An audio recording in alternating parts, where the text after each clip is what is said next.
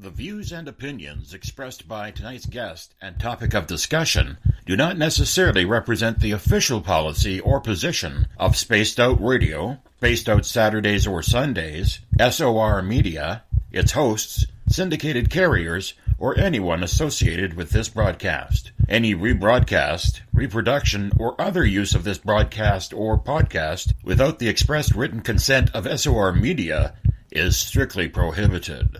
Listener discretion is advised.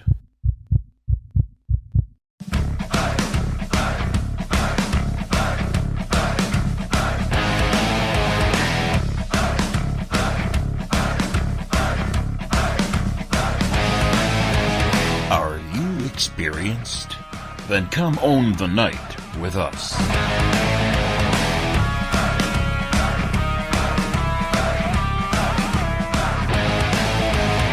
Little brother has taken control, shoveling dirt in every hole. Predators to condemn your soul, watching you and watching me. We're all Station atop the mountains of British Columbia, live from SOR headquarters. This is Spaced Out Radio with host Dave Scott. We live behind glass curtains and act like nothing's wrong. Soon you will belong. You can follow us on our website, spacedoutradio.com, and on Spaced Out Radio on iTunes. You can follow Dave on Twitter at Spaced Out Radio, and on Instagram at Dave Scott SOR, on Facebook at Spaced Out Radio Show, and on our YouTube channel, Spaced Out Radio. Brother wants to make headlines, be immortalized. Everyone's got an electric eye with the digital spies. They've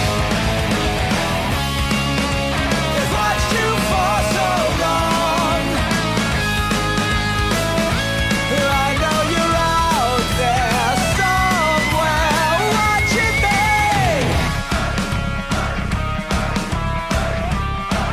me. Buckle up, space travelers.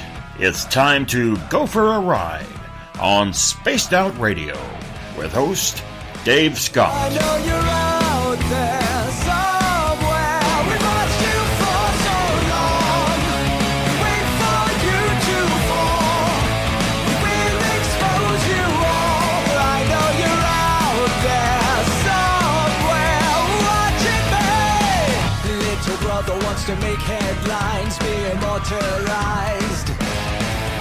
It's Monday, May 14th, Tuesday, May 15th, if you're on the East Coast or across the pond. And this, my friends, is a brand new week of Spaced Out Radio. Hope you had a great day and night. I am your host, Dave Scott, live from the Great White North in this Caribou region, on top of the mountains of a very warm central British Columbia, right here at SOR headquarters. We are 150,000 strong nightly on the SOR radio network. You can also watch us live on Periscope.tv every Monday through Friday night. And if you're looking for our archives, we have them hidden on YouTube. Just go to youtube.com/Spaced Out Radio. Do me the favor, hit the subscribe button. I would appreciate that. Our website, spacedoutradio.com. We have a plethora of features for you. Rock out to some Bumblefoot. Shop at our Spaced Out Radio store. Read up on the encounter online or watch great videos from UFO Seekers, Contact TV, and so much more. We welcome you all to a brand new week on this show. Thank you so much for coming to join with us. Thank you for sharing your words. We got a power week, and it all starts here momentarily. Get your tinfoil hats on. We're talking UFOs tonight. Aliens. What the hell is going on with the people from the stars? It's going to be a fine week indeed. You're definitely going to want to tune in on Wednesday night because I have one hell of a ghost story for you. And we'll talk about that on Ghosts of the Great White North. Yeah, I got invaded. It was terrible. Never had that happen before. But you'll find out more on Wednesday night. But tonight, what do these damn aliens want? And really, what are the experiences everyday people are having all about? Are they malevolent beings looking to become our overlords? Or is there something alternative in the purpose of contact with people? Either way, there are many out there that believe and have an issue with their methods of contact. Dr. Joseph Burkes, a gentleman I got to meet at UFOCon 2018 this past March down in San Francisco, is joining us tonight. He's the co-author of Paths to Contact, True Stories from the Contact Underground. Dr. Burkes needed a hobby when someone handed him a book on UFOs in the 1990s. His hobby quickly took a life of its own when the ETs checked in with him as well. Dr. Burkes, fantastic opportunity for me to meet you down in California at UFOCon. So glad to have you here with us tonight for your first time on Spaced Out Radio. How are you? I'm doing very well, thank you. It's so exciting to put a face to a name, because a lot of times being stranded way up here in British Columbia, I don't get the opportunity to meet a lot of our guests. So it's exciting to know that you coming into this show, you and I have already met. We have had a chance to talk. We didn't get the chance to talk as much as we wanted because it was such a busy weekend. I hope you enjoyed yourself that weekend. I did very much, yes, thank you. How did you get involved with the entire UFO field? That's complicated. The short story is that I consider myself a lifelong peace and social justice activist, and I was politically active along with my medical career. I'm an internal medicine physician, now mostly retired, but still licensed to practice in California. And I grew up in the 60s where it was the space race and satellites and Sputnik and Apollo. All these things were very exciting as I was a lad and teenager. But I also was involved in the social struggles of the 60s for peace and social justice. The anti-segregation movement was active, and I was a student activist there. The Vietnam War was raging, and I helped organize student protests. And then later on in my medical career, 1980s, there was the International Physicians for the Prevention of Nuclear War. So I consider myself very political, very secular, not very spiritual, but combining medicine and my social responsibility in terms of my activism. Then I had this project in West Los Angeles. We bought a home that needed remodeling, and things were going wrong, so I needed a hobby. Contractor kept saying the most frightening words, and that was, there's a problem. And then after that, it usually meant it's going to cost more. So I was working 2 jobs in the ER and then in the clinic trying to pay for it. And I just needed a hobby to escape from all that medical activity and all that construction at our home. So I went down to the local library and says, I don't know, what do you got on UFOs? For no reason particular. It came to me. So he gave me a book, and after I read that one, I said, this is pretty interesting. I read another, and then another, and another.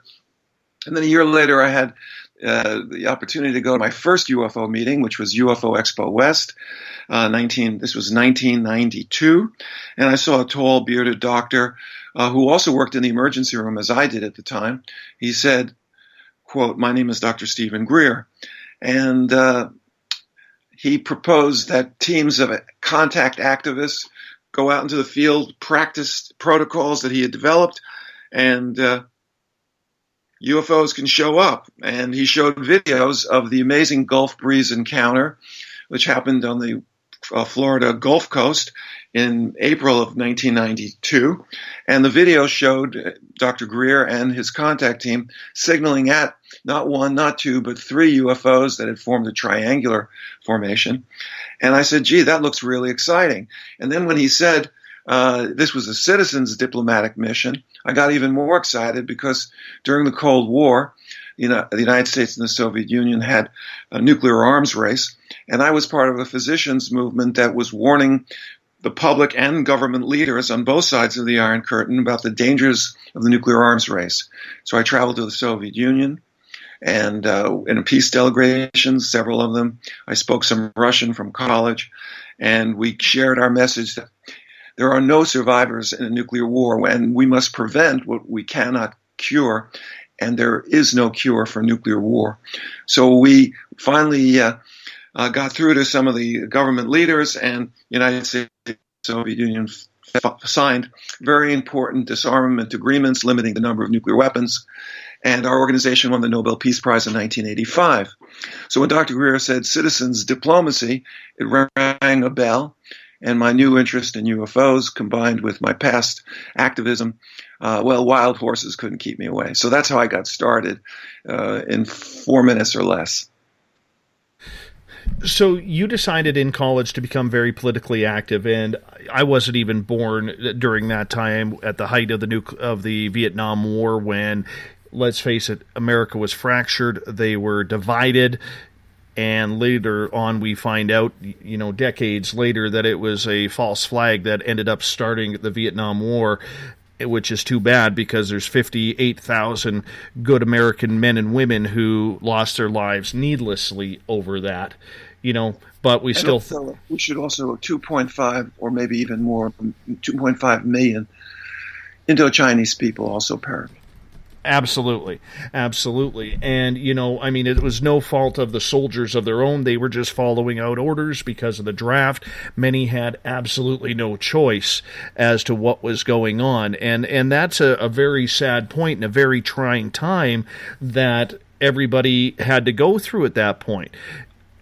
And during that whole section, you have the space race, as you mentioned, and the Apollo missions going on. Were you interested in space, or were you interested during your activism time about anything that was going on above the planet? Well, growing up in the 50s, of course I was interested in space because Sputnik circled the globe, and then President Eisenhower put a tremendous amount of economic resources into education to catch up with the Soviets, who were initially ahead in the space race. So I was exposed to all kinds of new scientific information. I became an amateur astronomer, which is pretty hard to do if you grow up in New York City like I did, because you can't see the stars much. But we did, thank goodness, have Hayden Planetarium, part of the Museum of Natural History. And so I took a course on Saturdays about astronomy as just a little lad, and was very excited about scientific exploration and also, of course, fantasy, science fiction. I read all the classics. Ray Bradbury, Isaac Asimov, A.E. Van Vogt, I read dozens and dozens of science fiction books. So, sure, I was very excited about things happening in the sky, but I never really thought seriously about UFOs at all. Some friends of mine did, but I just liked the fun science fiction stuff and dreaming about maybe going out into space myself. Did it open your eyes at all when the Apollo missions finally had success? That's one of the tragedies of my youth. I was so involved with the struggle to try to stop that Vietnam War as a student activist or organizing students, sit-ins, die-ins, teach-ins, that I was in Mexico when the first Apollo mission landed on the moon. And I was active in student politics in Mexico as well. And because I was bilingual, I'd studied in Spanish in high school and college. And I have to say that I knew about it. We watched the landing, but it didn't have the same power. If that war had not been on, it would have had a much greater effect on me. But I have to say that my attention was focused elsewhere, although I was very much aware of it. It didn't have the power that it had for many of my fellow students at the time. So at what point did it finally kick in for you that maybe what was happening in the stars and outside of our low atmosphere, that you needed to start paying attention? Well, as I mentioned, I needed a hobby in 1991, and I started reading for no apparent reason, although I suspect that UFO intelligence may have played a role in my interest of getting involved with UFOs. And that's a very long discussion in terms of the way in which UFO intelligence operates. So it was 1991. I started reading on the subject. One book followed another. I was fascinated. And then in 1992, I met Dr. Stephen Greer. And when he said that he needed a working group coordinator, and Dr. Greer had developed techniques of meditation, thought projection, and to go out into the field to remote locations that were secure and have teams of contact investigators carrying out protocols. And believe it or not, UFOs did show up, not only for Dr. Greer, but also for my team and many other teams that are operating all over the world. I have to say that Dr. Greer started his organization in 1990, and contactees, people who believe they're in communication or contact with presumably extraterrestrial intelligences responsible for the flying saucer phenomena, that there were other groups that preceded Dr. Greer's Center for the Study of Extraterrestrial Intelligence, and that was RAMA. It was a group of Peruvian contactees. So soon after I joined CSETI, which was Dr. Greer's group, Center for the Study of Extraterrestrial Intelligence, and became a working group coordinator for that effort of reaching out. It was called then the Close Encounters of the Fifth Kind Initiative. It's still called that today. That I had my own contact experiences. I wasn't just reading about it. I was what I imagine I was at the forefront of UFO investigations, because let's face it, the amount of information that you can get from a sighting report is very limited. Something that happened in the past. It's called retrospective. But if you have teams of investigators with video cameras, photography, tape recorders, and other instruments to document in real time their investigations in a prospective way, the amount of information that you can get is much greater. So we had a very powerful tool, and it worked. I saw my first UFO when I went out into the field in a demonstration of Dr. Greer's techniques, West Palm Beach, June 1992. It was an amazing event for me, although not so dramatic in description. But when you're there seeing your first UFO, it's pretty powerful. It was a blue-green light that shot out from across the Atlantic. We were pretty much finished with our meditation in West Palm Beach that night. And sweat was pouring out of us because, unlike Southern California, where I'm right now, at night it gets cooler at Southern California. But in Florida in June, it actually got hotter. So we were just breaking camp after we finished, and Dr. Greer had alerted us that often encounters do occur as teams are preparing to leave the fieldwork site. And out from the water, from the Atlantic, a blue-green light moving about 70, 80, 90 miles an hour, totally silent. It was about 100 feet in altitude. And it was not a bullet fired from out in the sea. It wasn't a tracer. It wasn't a shooting star because there was a pretty heavy cloud cover. It was under the clouds. You could see it. And I had my first UFO. So I was hooked. And after I had that experience, Dr. Greer said, we're looking for a team coordinator in Southern California. And I said, I think you're talking to him right now. I volunteer. So that started an amazing adventure. There were all kinds of synchronicities that were involved in the first few months that got our team going. We had a very powerful team.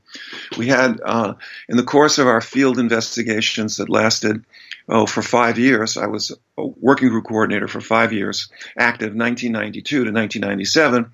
We had 3 physicians. We had 3 PhD psychologists. We had several pilots, one of whom was a 747 pilot for United, Captain Joe Vallejo. And we had people who were in the upper economic and socio-political backgrounds. These were wealthy, highly educated people. And in the course of doing the field work, we had multiple sightings. We had sightings of golden globes, red orbs, and it was after being a doctor and helping my wife raise our children, doing contact work was the third most exciting experience of my life. Did you believe in aliens, UFOs previous to you picking up that book at the library? Was it ever a thought or a counterpoint that maybe there was life out in the stars that we just didn't know or hadn't made contact? Had you known anybody who who had seen UFOs or been abducted by aliens? No, no. It was a pretty. I knew about the subject of UFOs, but it just wasn't that interesting to me because science fiction as a youth was a lot more exciting to me. And I have to say that I didn't really give it much thought. I had a close family friend who was interested in the subject. And when I was a little boy, he would listen to Long John Nebel, who did a talk show, paranormal talk show, kind of like what you're doing now. And he was coast to coast back in the 50s. And I remember my friend Van, friend of the family, told me about Long John Nebel. And I might have listened to part of a show with him, but it never really interested me that much. I didn't give it much thought at all. So when you picked up that book, coming from a scientific mind and educational background that you did, even as an activist, did you believe that there was something to this, or was it a little bit hokey to you right at the beginning? Well, I picked up a book called The Gulf Breeze Sightings, The Amazing Gulf Breeze, by Francis and Ed Walters. And it documented a series of sightings that happened on the Gulf Coast in 1988, 1989. And the book had pictures. And the pictures were impressive. They were Polaroids showing objects that Ed had seen. And other people in the community were photographing the same thing, and they published their pictures too. And multiple witnesses of these events with photographic evidence told me that, yeah, there's something going on here. It warrants further investigation. So I started reading well, there's an enormous literature. And after reading about a dozen books, I had no doubt that the ET hypothesis was something that needed to be pursued. And if you study the literature, there's an embarrassment of evidence. It's amazing the level of denial that exists within our society that does not publicize all the documentation, the sightings, the government reports documenting UFOs that appeared over military bases, nuclear weapons storage places, and even interacting with the American technology. Now, being an anti-nuclear activist, a volunteer, and traveling around the world in a doctor's peace mission, the fact that UFOs were showing over both Soviet and American missile bases, and in the case of the United States, turning off multiple missiles in their silos, and in the Soviet cases, enabling a Russian missile and starting the countdown and then stopping it. This stirred me in a very powerful way because I realized that we potentially had an ally, that if we're not alone in the universe, and these intelligences are likely more advanced not only technologically, but perhaps ethically and morally as well, that it would make sense that they would demonstrate their capacity to interfere with what I believed was the final epidemic. All-out nuclear war may not destroy mankind, but would end civilization as we knew it. And so I was very interested because UFOs there was a UFO nuclear connection, and it was a positive one in my opinion, and in opinion of Robert Hastings, who wrote a very important book published in 2010 called UFOs and Nukes, documenting dozens and dozens of cases of UFOs appearing over and interacting in some cases with the nuclear technology. So it seemed like a natural for me, and I was, I worked my team with much vigor, and we got results. So I was on a roll. When you started looking into this a little bit deeper, were you surprised by the fact that how many people out there were actually claiming to have these experiences? Because from somebody with your scientific background, it had to be an eye-opener to how much was actually going on out there that nobody seemed to care or talk about publicly. Well, I think they do care. But when I say they, I mean the so-called authorities. You have to remember that I'm a social activist, and one of the things that I did was I challenged power. When there was terrible segregation in the Deep South, and I participated in the civil rights movement. We had student strikes in New York City. Where there was, in the early 1960s, many political activities trying to promote desegregation, ending the scourge of racism in the United States. And so for me, coming from a scientific background, I realized that these intelligences were probably observing us for a very long time. Later on, when I got involved with the anti-nuclear movement, again, it was an international movement. And the idea that there's an intelligence that's watching us, trying to make us aware of their presence, but not do it in a way that would incite a panic, seemed to be a very rational way of doing it. The scientific method is something that is difficult to apply to the UFO phenomena because, let's face it, UFO intelligence is not objective. It's subjective. And scientists are used to carrying out experiments in controlled situations. You have a test tube, you have a chemical, you have a protocol, you mix them together, you make observations. If you make sufficient observations, you can perhaps describe what's going on in terms of a theory, and then test that theory with further experimentation. But when it comes to UFO intelligence, well, not only are they not willing to participate in an experiment, but they're probably more intelligent than the scientists who would be brave enough or maybe crazy enough to openly declare an interest in them. So although our contact teams were carrying out prospective protocols that involves, we became skilled observers and we had technology to document our encounters, videotapes, tape recorders. We had tri-field recorders to see if there were any magnetic anomalies at the UFO research sites. We were using the instruments of science, but not necessarily the scientific method. If you're looking for an analogy for the investigation of UFOs, I think a better analogy than the scientific method is, and what Val Gehrman, a UFO researcher in the 90s, called the intelligence counterintelligence model. And in a certain sense, UFO intelligence is treated by the authorities. I'm talking about the secret government projects that are investigating this phenomena. The UFO intelligence is treated as if they were an enemy intelligence operation. And this was something that made sense to me, because when I was a student activist, we had intelligence officers from the local police department, the FBI, and other groups infiltrating our students' movement in order to observe us, and in some instances actually acting as agent provocateurs, where they would try to intelligence officers would masquerade as students and would try to get us to commit acts of violence, and then we'd get arrested for them. So I had a lot of experience in terms of the way in which the government uses its intelligence services to repress people.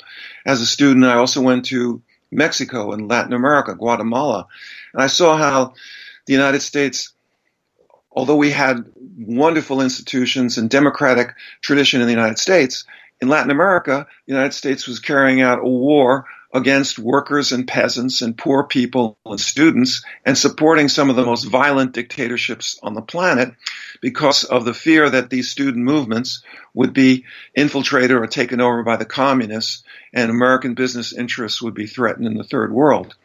So what I realized was that UFO intelligence, in a sense, threatens all terrestrial power on this planet. Just think about it.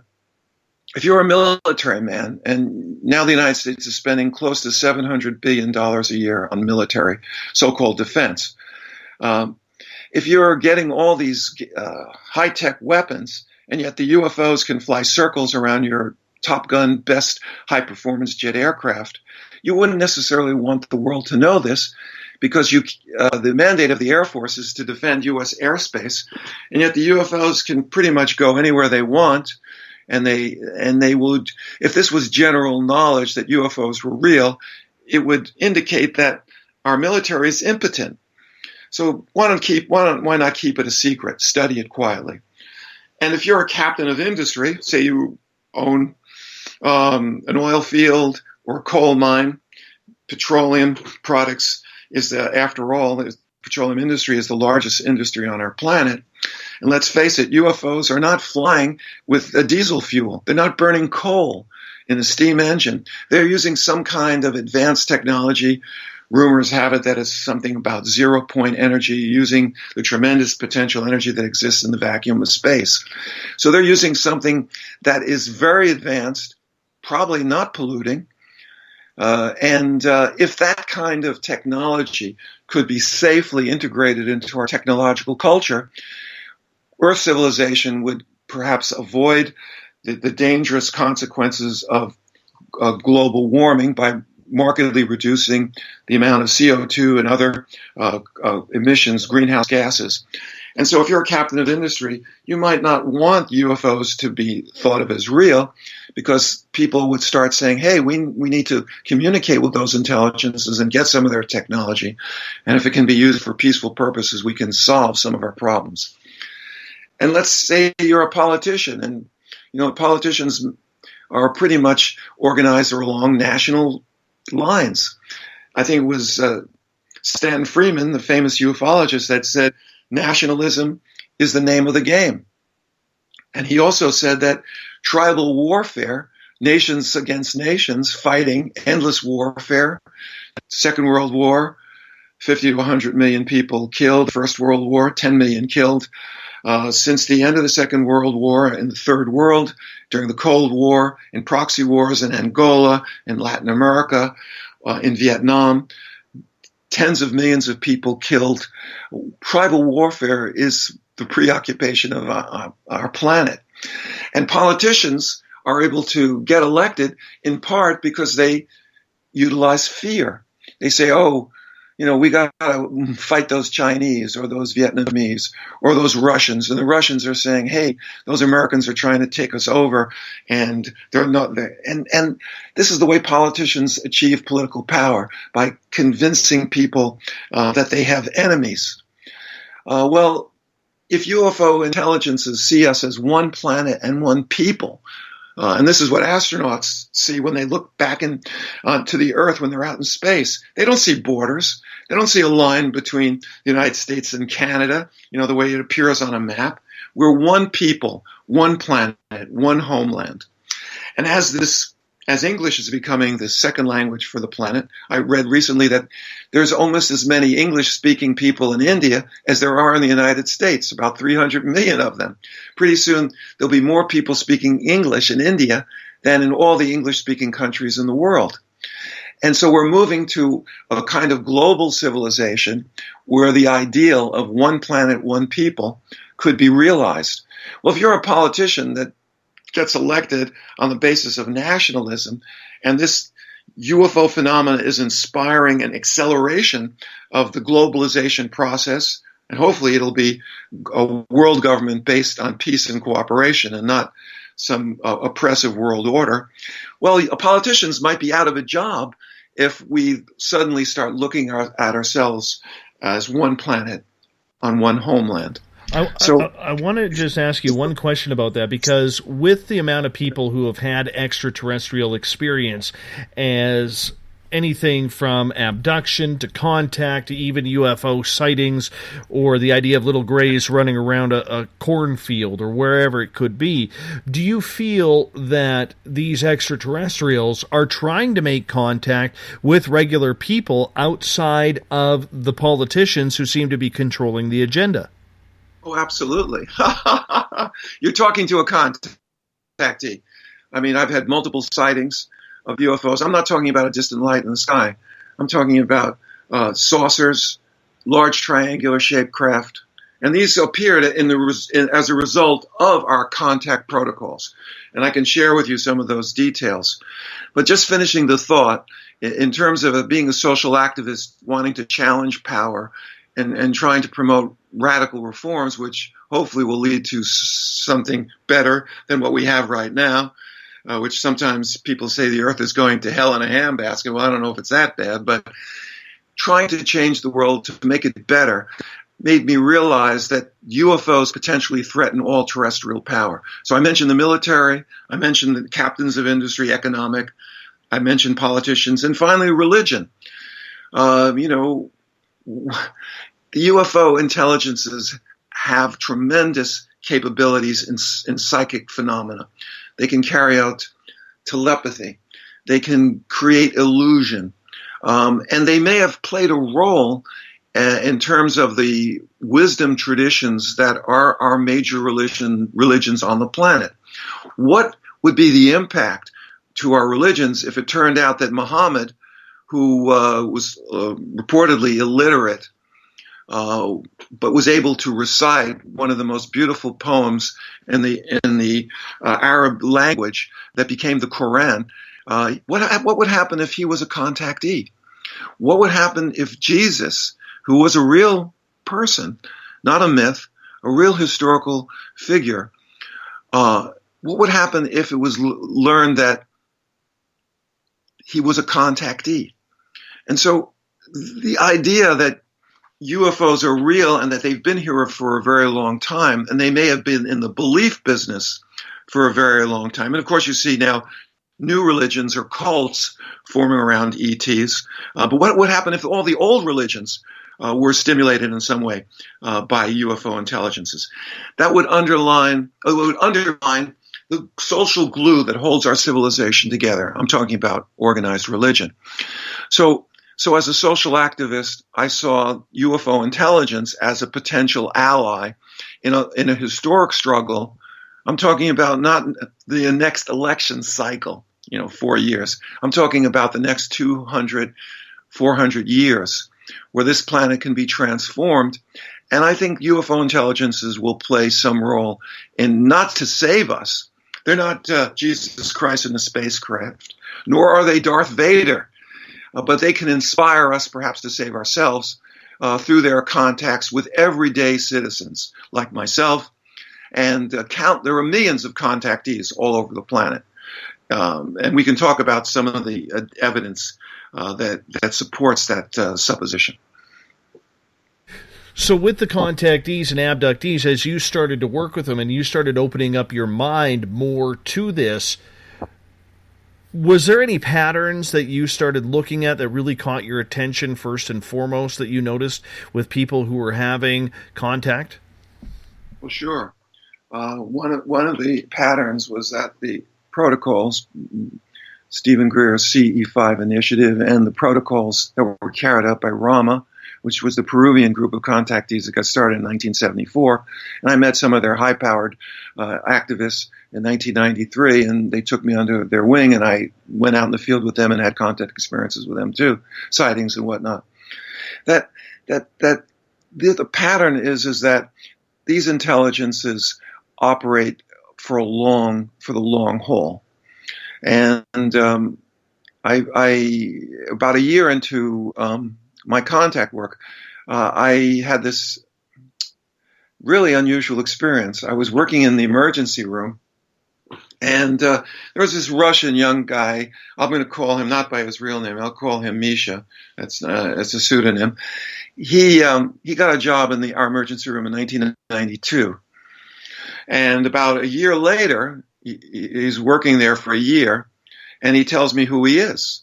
And Misha, when they first met him back in 92, he asked me something like, what do you think of outer space and life on other planets? Now, I was doing the contact work 1992 when Misha first started working there. But the first year I was doing the contact work, I wasn't blabbing to everybody. I was keeping things quiet because I had a responsible position. I knew that a lot of the people that I had to deal with might see it negative as someone going out in the field and trying to track UFOs. So I kept it quiet. So a year later, he comes to me and he says, I want to tell you who I am. And I said, okay. He described his experiences in Russia as having multiple sightings, including memories of what he imagined were onboard experiences, and that he was clearly in telepathic communication with what he thought was UFO intelligence. And he wanted to join our contact team. I said, sure, great. With your credentials, that's fantastic. I said, but why did you wait a year for me? Why did you wait a year before you revealed who you were? And he said to me something that was chilling. He said, you weren't ready yet.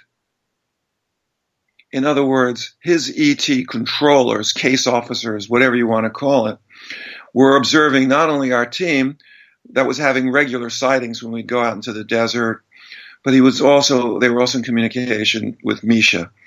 And as soon as Misha joined the team, the level of contact went way up.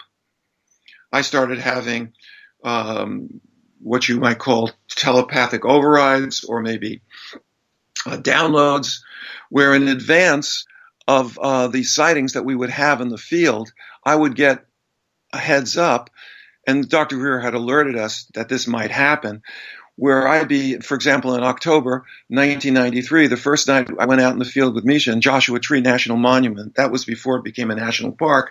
We used to operate at the 4,000-foot elevation at the base of Queen Mountain. Beautiful, pristine desert, high desert. That while I was meditating with my team around 10 o'clock at night, I think it was October 7th, I got a series of visualizations where I actually saw in my mind's eye a flying saucer coming to meet us. But that's not very significant. What was significant was I was also told at the level of knowledge. It wasn't like a voice in my head. It was just a knowingness, like a packet of information that was downloaded into my consciousness. That showtime, the UFO was going to show up at 2 a.m. It was going to be one craft, and it was going to appear in the northwest. Now, Dr. Greer had alerted us that this sort of thing could happen. We called it back in those days SAM, S-A-M, subjectively acquired material. So I said to my team, showtime is 2 o'clock, and we take turns doing light work, shining powerful lights into the sky, meditating, and playing on our tape recorders anomalous sounds that had been recorded inside of crop circles, and we would play them and transmit them over radios, hoping to attract UFOs. So I told my team, showtime is 2 a.m. I'm going to sleep for the first couple hours. Wake me up. I'll take the second half of the night. Wake me up at 10 to 2. And sure enough, they woke me up, and exactly as I had been notified at 2 a.m., a glowing red UFO appeared in the northwest, moving at an oblique angle past our position. It then changed direction and accelerated to several hundred miles an hour. It was less than 3 to 5 miles away, and I had my first telepathic override. Well, that happened as soon as Misha joined the team. I started having a wide range of psychic phenomena. And as a result of knowing Dr. Greer, and then knowing Misha, and then several other people who were high-powered contactees, I developed I won't say the theory, but the description or designation of what I call a prime contactee. And you asked about patterns. And what the prime contactees are people who have had lifelong contact with UFO intelligence. Dr. Greer described having a sighting when he was a lad, 7. And Misha even claimed that when he was 14, he had symptoms of what could be described as, it sounded like he had acute appendicitis. And then after having allegedly an onboard experience, his pain was resolved, and he thought he had been operated on. Well, I can't say whether that happened or not, but the designation prime contactee describes someone who's had a lifelong relationship with the UFO intelligence, and they have the special quality of being able to request sightings with multiple witnesses present, and the UFOs manifest themselves. Now, to have a person like that, a prime contactee on your team, radically increases the probability your team is going to have sightings and other interactions. And, I spent most of my career in Los Angeles, where Hollywood is located. And in Hollywood, they have an expression. They say it's not, if you want to get ahead in Hollywood, get a job as a producer or a director or an actor or an actress. They say it's not what you know in terms of your talent, but it's who you know in terms of connections. And it turned out that in terms of doing contact work, something similar happens. That if you associate yourself with people who've had lifelong high-level contacts like these prime contactees, you too will have sightings and other interactions. So again, it's not what you know, but it's who you know. So the prime contactee was a pattern that was very powerful because it allowed me to go out and hunt for others.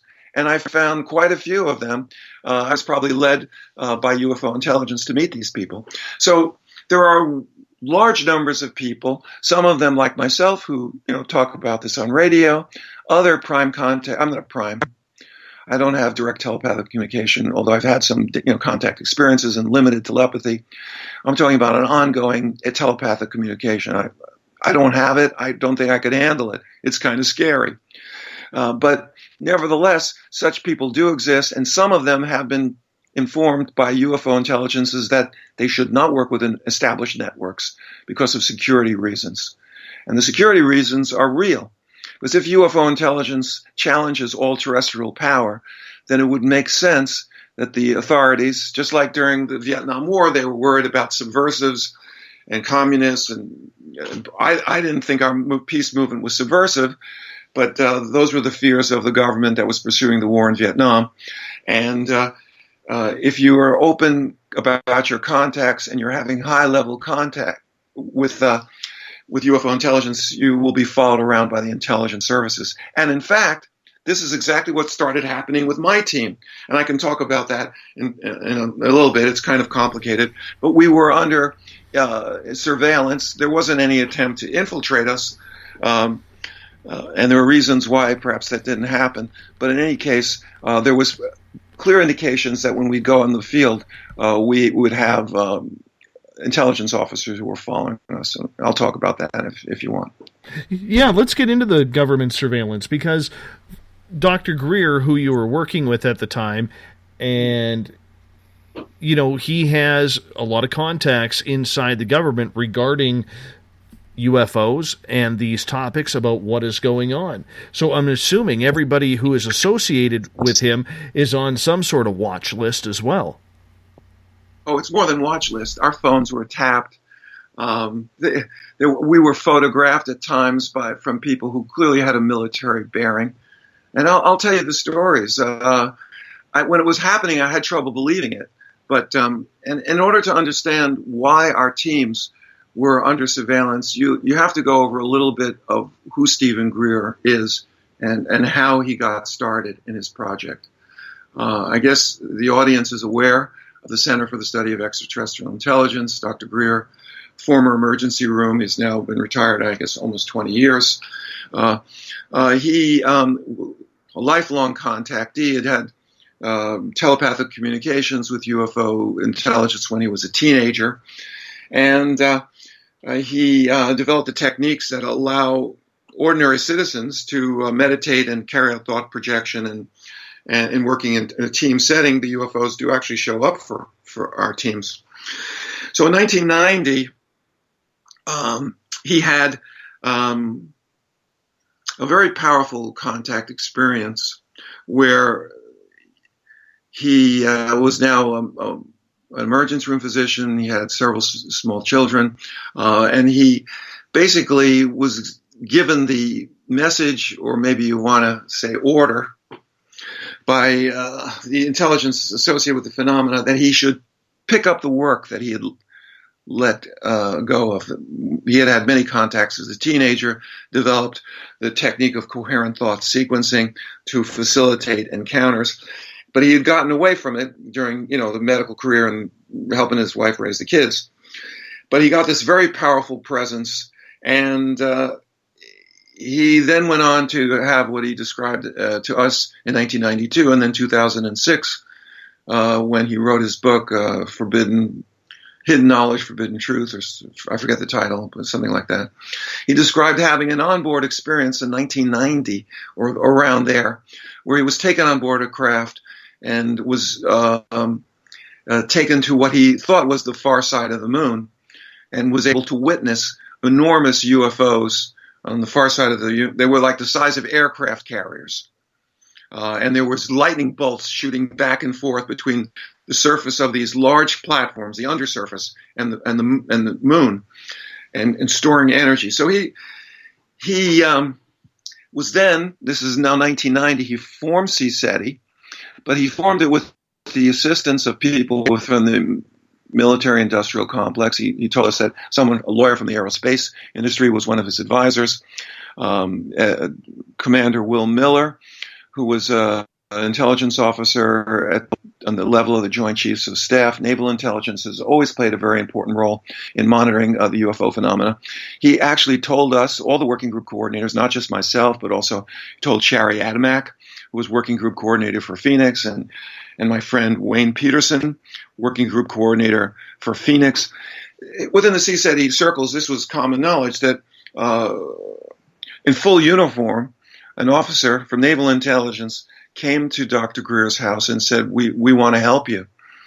Dr. Greer also told me this as something he doesn't share publicly, but I have mentioned it maybe once on the radio and in my writings, which you can read on Facebook. I have Contact Underground is my Facebook page.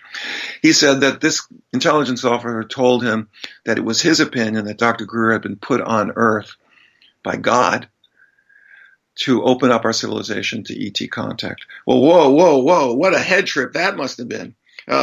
So Dr. Greer was basically recruited by UFO intelligence to play the role of an agent of influence and develop this worldwide network of contactees. And he was also working for people within the military-industrial complex who also wanted to have more openness. But clearly it was not a unanimous kind of situation, because like any power structure, there's going to be different factions.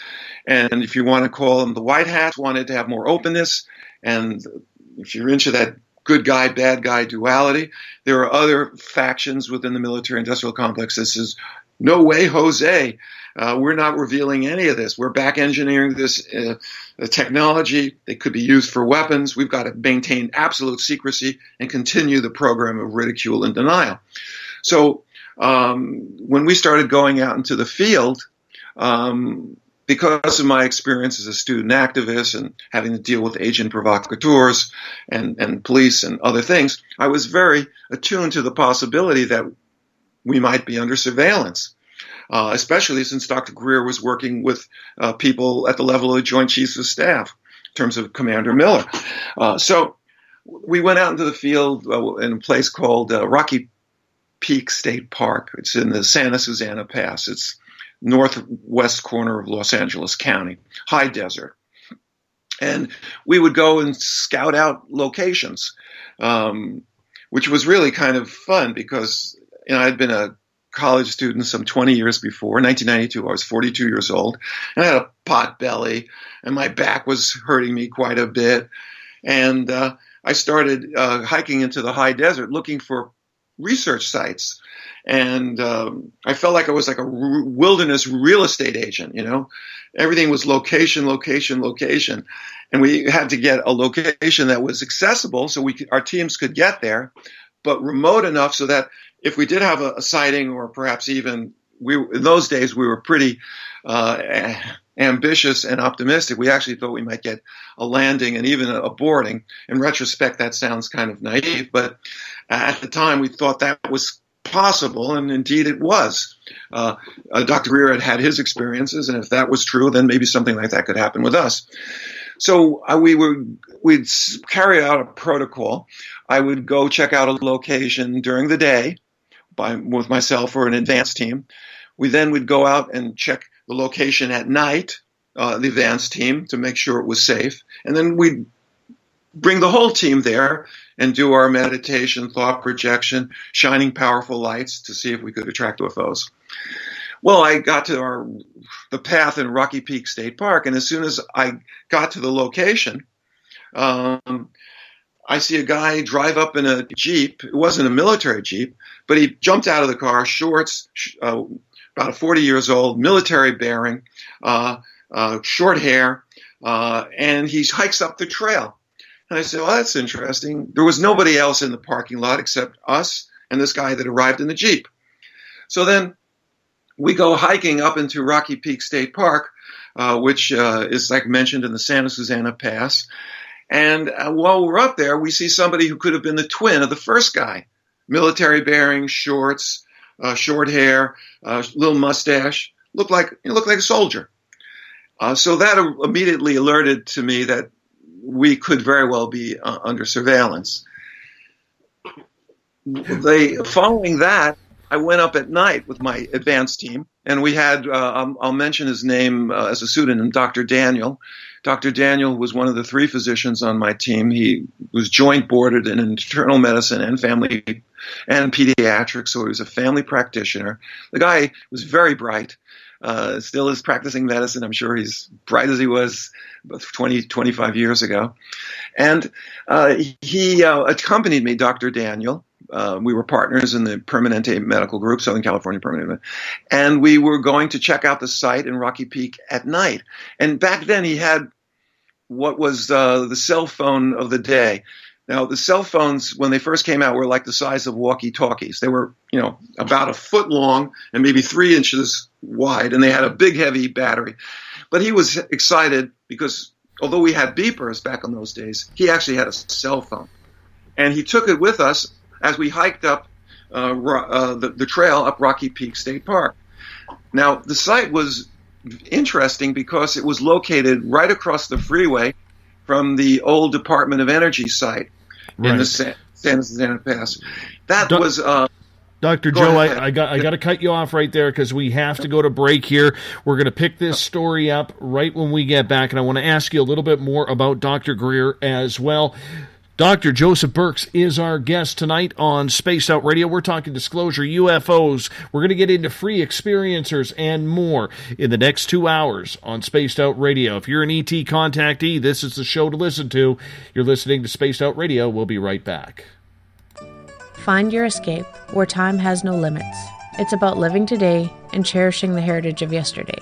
A spirit of adventure for what is new, with the nostalgia of the past. Your timepiece is a reflection of who you are. Life surrounded by beauty from the world around us to the soul within. EscapeWatches.com. There is no time like the present to enjoy your escape.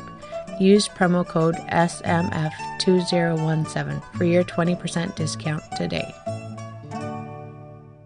The freedom to post what you want, when you want. That's the social media freedom you need. Social Media Freedom is the free app in your app store. No need to worry about going to jail or being shadow banned any longer. It's the freedom to say what you feel. The freedom to know Big Brother isn't watching. It's the way social media is supposed to be. Social Media Freedom. It's time to set yourself free. Download from your app store today.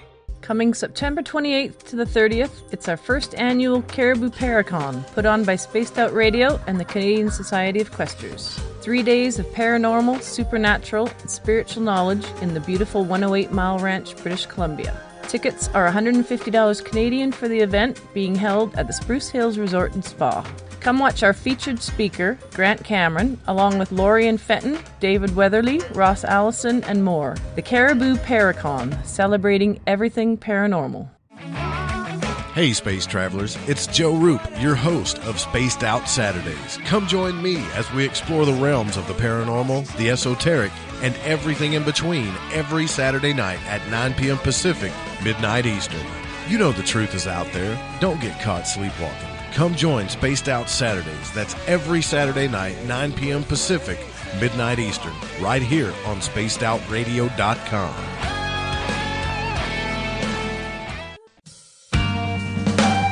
Hi there, this is Tessa Nicole Thomas, and I'm going to take you for a ride every Sunday night on Spaced Out Sundays.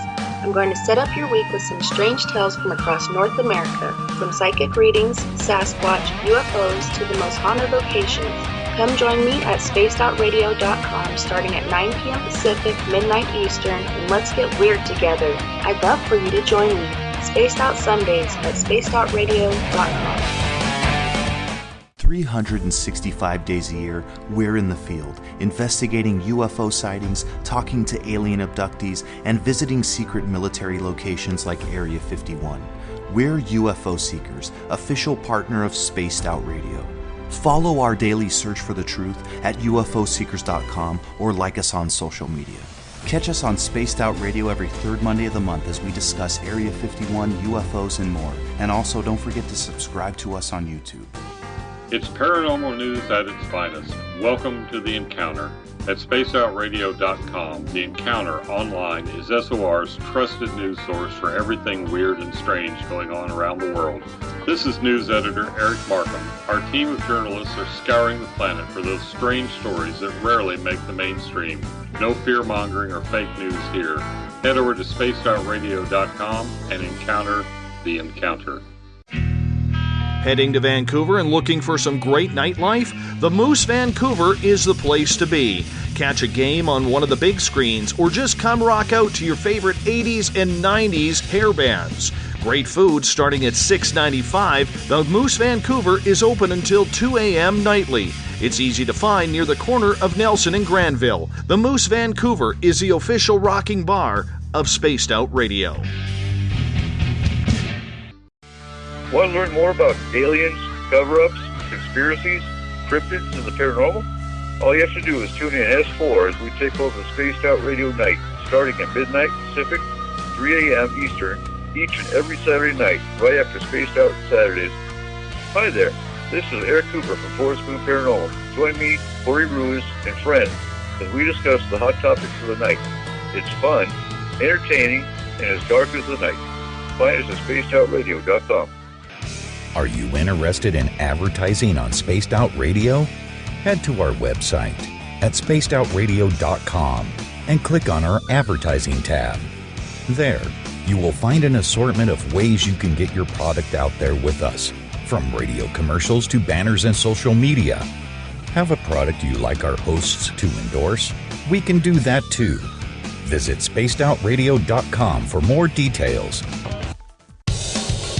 Do you want to know what's really going on in your world? Do you have questions about who you can trust in the mainstream media? Then look no further than the Rebel Planet. Come get the straight answers right here at spacedoutradio.com. Join me, Jamie Sexton, creator of Rebel Planet News, as I fill you in on the stories behind the stories. All you truth seekers, be sure to tune in to Rebel Planet on spacedoutradio.com the third Thursday of every month. Visit purpleplates.com today. For over 40 years, the Purple Energy Plates have been delivering amazing results for their many customers. Inspired by the great genius Nikola Tesla, the harmony, healing, and energetic effects of the plates have proven over and over to be beneficial and often miraculous to thousands of customers. Check their site for daily specials and choose from their many energy products. You won't be sorry. Visit them today at purpleplates.com. Hey, this is Canadian Paranormal Investigator Mike Moore. The third Wednesday of every month, I'll be teaming up with Dave Scott to bring you Ghosts of the Great White North. Each month, we will bring on guests from across Canada to discuss their ghostly encounters. Canada is a paranormal hotbed with stories you've never heard, so we're going to bring them to you. So get comfy on your Chesterfield, grab a donut, and join us, eh? The views and opinions expressed by tonight's guest and topic of discussion do not necessarily represent the official policy or position of Spaced Out Radio, Spaced Out Weekend, Spaced Out Radio Limited, its hosts, syndicated carriers, or anyone associated with this broadcast. Would you like to connect with us? Head to spacedoutradio.com for all your latest show info. And hit us up on Twitter using the hashtag SpacedOutRadio. Now, back to Dave Scott and SOR. Welcome back to the second hour of Spaced Out Radio tonight. I am your host, Dave Scott. Great to have you with us. Tomorrow night on the program, we're going to get into the topic of super soldiers and the amazing story of Joanne Richards and her husband, Mark, who is in jail for a murder he did not commit. We're going to get going at 9 p.m. Pacific, midnight Eastern Time at spacedoutradio.com. We want to welcome in everyone listening in on the SOR Radio Network, including the Fringe.fm. We are live as well on Periscope.tv every Monday through Friday night. You can watch us live there. Also, you can check out our archives on our YouTube channel. Go to youtube.com/spacedoutradio. We would greatly appreciate you taking the time to do that. Hit the subscribe button. Thank you very much. Our website, spacedoutradio.com, where we have a plethora of features for you. Rock out to some Bubblefoot, shop at our Spaced Out Radio store, read up on the encounter online, or watch great videos from UFO seekers, Contact TV, and so much more. Bill Cardwell has set the password for tonight in the SOR Space Travelers Club, atelophobia. Atelophobia is your password. Make sure you use it wisely, Space Travelers, as Bill sets the password each and every night right here on the mighty SOR. Tonight we are talking with Dr. Joseph Burkes. I mean, this is a gentleman who has done some fantastic work in the field of studying ufology. He is a medical doctor by trade, fell into ufology on a whim in the early 90s after reading a UFO book. Still doesn't know why he decided to pick it up. This is what makes it so interesting.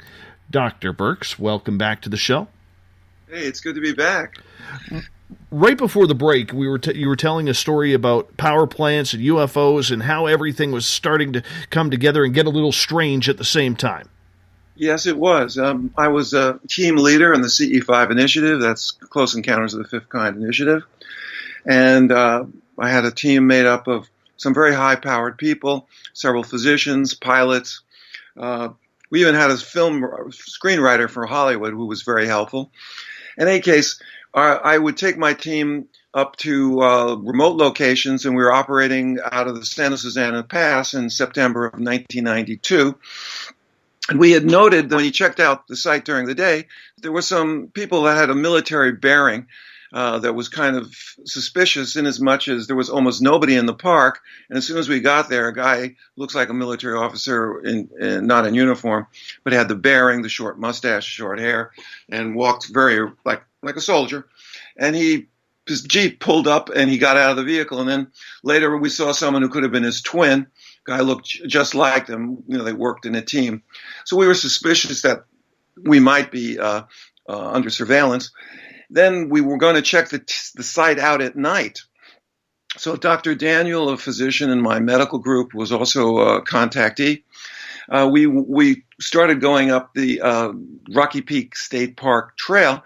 And across the freeway, this is the 118 freeway, to the south, there was the Department of Energy site. Now, this was a very high security area. I mentioned in the first hour that I had been a physician activist and international physician for the prevention of nuclear war. Well, our American affiliate, and that organization got the Nobel Prize in 1985 for our work towards nuclear disarmament. Well, in that Physician for Social Responsibility office, we, after the Cold War had ended, we got a hold of Soviet strategic nuclear war planning maps. These were maps in Russian that were used to basically show where the targets were in the Los Angeles area. In case of nuclear war, they would be hit. And one of the targets was Santa Susana Pass, the Department of Energy site, because that was the site where they had developed the rocket engines for the space shuttle. And back in the 60s, and this was on top of a mountain, you could see from 20 miles away when they were testing these rockets on the top of the mountain. And across from our research site was this old Department of Energy site. Dr. Daniel had patients who worked at that facility when it was being built in the 1950s. This was in 60s, some 30 years before. One of his patients had been a carpenter, and he described having a security clearance that allowed him to work in that facility, but only 8 levels down. He said there was at least another 8, maybe 28 more levels. In fact, when that facility was built in the 1950s, according to this carpenter, patient of my colleague, Dr. Daniel, that for 3 months, 6 days a week, a line of dump trucks 5 miles long would line up and empty the mountain. So that was a very deep underground facility, very secure, and it was involved in Star Wars projects even before the term Star Wars was invented in the 1960s. And so we somehow managed to show up to do our research work under a couple of thousand yards from this very high security research facility. which later on I'll tell you about a patient of mine who actually described an act of sabotage that was done at that base by a flying saucer, which it happened. I got the story in 2006. But in any case, so we're up there. We're gonna check out the site at night. I'm with Dr. Daniel and another contact activist, and he's got one of these original cell phones. When they first came out, they looked like walkie-talkies, and so he calls his wife, and he says to his wife, who's also a physician, and then later joined our team. I'll call her Maria. He calls Maria and says, "Hey, I'm up here with Joe Burkes. We're doing Dr. Stephen Greer's protocols. We're right across the way from the Department of Energy site." And we're going up to Rocky Peak to check out some sites because we want to have, contact with UFOs. And we had seen some very strange anomalous lights in that location. So we knew that, and we'd also seen a red orb going up and down behind the mountain. So high probability we're going to have some action in terms of sightings. But when my friend and colleague spoke to his wife, having been an activist, dissident, I guess you'd call it, against the Vietnam War and against U.S. intervention in Latin America, I was aware that the National Security Agency had supercomputers that could screen thousands of phone calls. And if Dr. Greer had the connections that he claimed he did with Commander Will Miller at the joint level of Joint Chiefs of Staff and other people, Ron Pandolfi, back in the 90s, it was like a common household term. Dr. Pandolfi is allegedly head of the Weird Desk, or at one time was at the CIA that investigated UFOs. So when my friend was using all these terms openly on the phone, I was like a red flag went up. I said, "Oh, gee, I wish he hadn't said that." And we continued on our march up to the Rocky Peak, and we got to a beautiful plateau at the base of the Rocky Peak, and we did our meditation.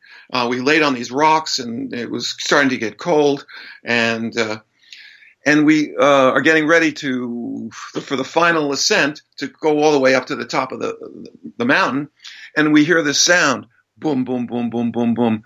Now, my friend Daniel, Dr. Daniel, is a private pilot, and he immediately recognized it as turboprops. And he says to me, aircraft is coming in.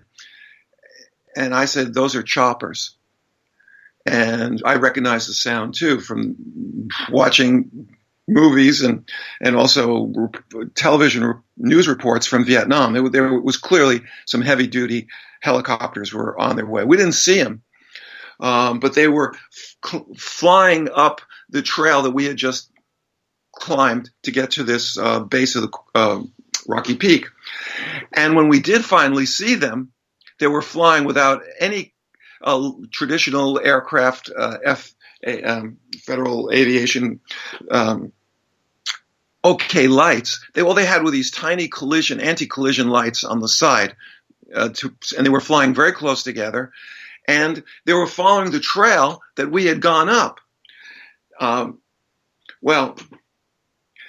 When we saw those helicopters, we didn't know what to think.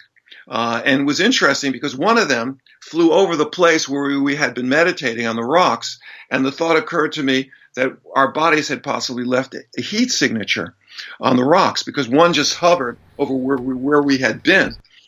And then the other one flew directly towards us, and it was like maybe 40 or 50 feet off the deck. And we were sort of making believe like we were hiding or something, or we thought we could hide. But those guys had night vision equipment because they were operating very close to the ground at night. And they just flew over us and went up all the way up the mountain. And there was a radar array and telecommunications on one of the associated peaks. The helicopter swung around, and then it joined up with its mate, and they both flew over us again. I mean, they flew right over us twice. Well, that's the kind of surveillance that I think was related to what we were doing there.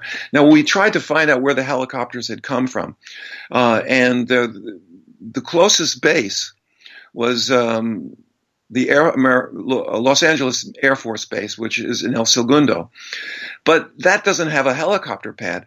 Those helicopters had come all the way from Tustin, which is in Orange County, about 35 miles away.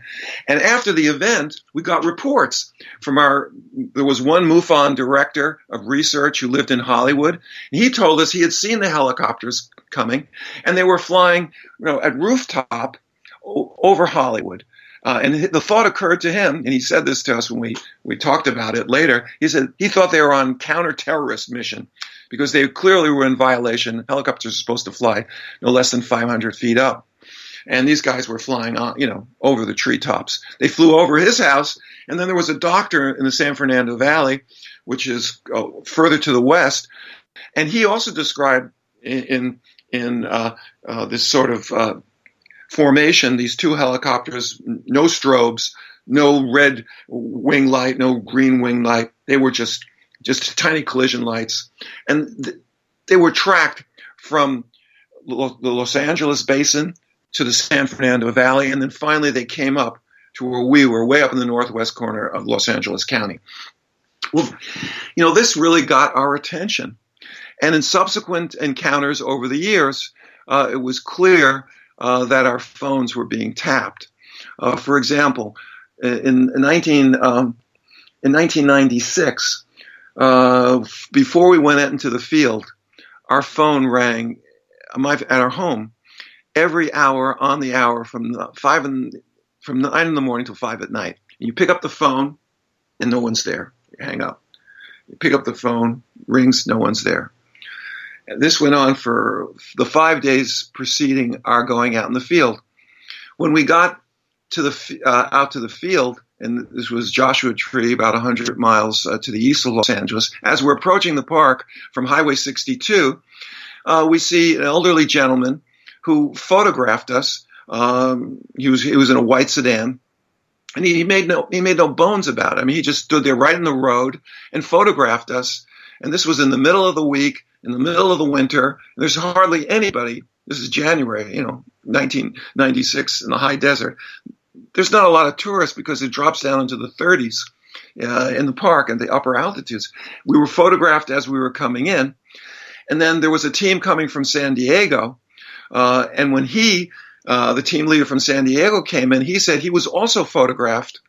And he said the gentleman who was photographing him used a kind of technique that this contact team leader from San Diego had learned when he was an appraiser for insurance companies and was doing insurance investigations.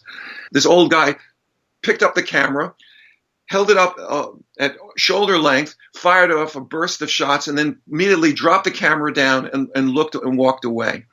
Well, this gentleman did it to him as well. So both our teams were photographed as we went into Joshua Tree. Then we get to Jumbo Rocks, which is the largest campground in Joshua Tree, and it's a spectacular place with these enormous boulders. Of course, middle of winter, it's practically totally empty. And we set up our base camp at Jumbo Rocks, and then our habit was to drive north into the Queen Valley on a dirt road across the desert, and then we would park our vehicles in what you call backboards, which are wilderness parking lots that you had to sign into. And there was a safety box because you needed to tell the park officials where you were going, where you were hiking into the backcountry, and when you were going to come back. Because if you didn't show up when you were supposed to, it was the Park Service ranger's job to go out and find out what the hell happened to you, because people get killed out there. Rattlesnakes, dehydration, exposure, whatever.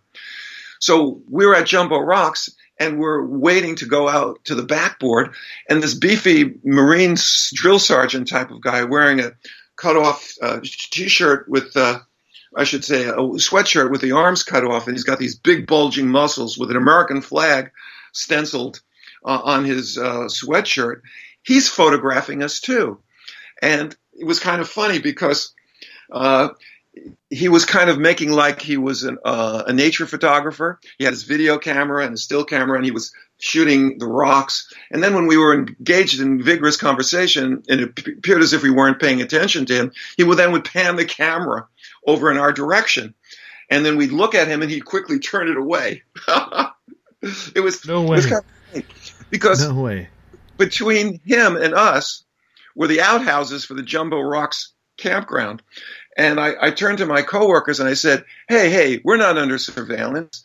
That gorilla over there in that's filming us, he's doing a travel log of great outhouses of the Southwest, and he's filming the outhouses that stand between him and us. He's really not filming. So we had a good laugh about that.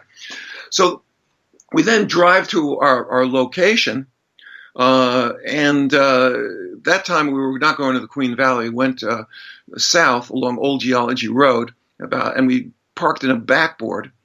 And this was the same field investigation where the telephone had rung every hour on the hour. And we were photographed, not only getting into the park, but at Jumbo Rocks. And we had an amazing sighting. When the sun went down, in the west, there was a golden globe, and there were many golden globes that we had sighted in previous encounters there. And it appeared in the west. At 9 o'clock, it was dark. Another golden globe appeared over Queen Mountain to the north. But unlike previous adventures, the golden globes did not come in. There was no opportunity to do any signaling back and forth with lights. We'd flash at them and they'd signal back at us. And we were waiting for what we thought would be the next appearance, and one was in the west, which is 9 o'clock on the face of a clock, then to the north, which is midnight. So then we figured, okay, the next sighting we're going to have following the clock around in the east. Well, it didn't turn out that way because we were hit by a windstorm with 30-mile-an-hour winds gusting up to maybe 50 miles an hour, and there was sand everywhere. And so we just hunkered down and dug some narrow trenches in the sand and put our sleeping bags down and tried to stay warm and wait till the sun to come up and the windstorm to stop.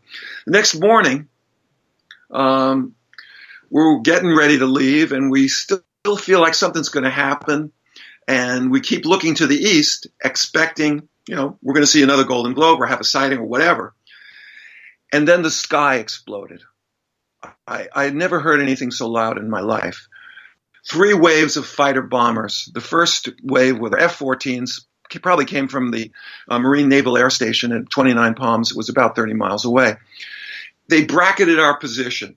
They were in combat formation. They were less than 500 feet off the deck, probably closer to 400 feet. They were moving about 350 miles an hour, and they were less than 1,000 feet away from us. And they flashed by, 2 of them. And then a few minutes later, 2 more at a higher altitude flashed by. And then finally, there was what looked like more like an F-16 at a much higher altitude. Now, the park regulations say the military flights can't be less than 2,000 feet because it scares the tourists and the animals and everything else. These guys were practically on the deck. And guess which direction these guys were headed? Due east, where we had anticipated the UFOs to appear. And at that point, I felt sick because I had been active in the peace movement during the 1980s, and we had tried to work with the Soviet physicians to alert the public about the dangers of the nuclear arms race. I didn't want anybody to be killed. And I knew that if those flyboys had encountered a UFO and they were operating at less than 500 feet off the deck, and if they got into trouble, they couldn't probably get to an altitude high enough where they could safely eject. And I thought, this is bad. This is wrong. The thought occurred to me that we were possibly being used as bait. Our phones were tapped.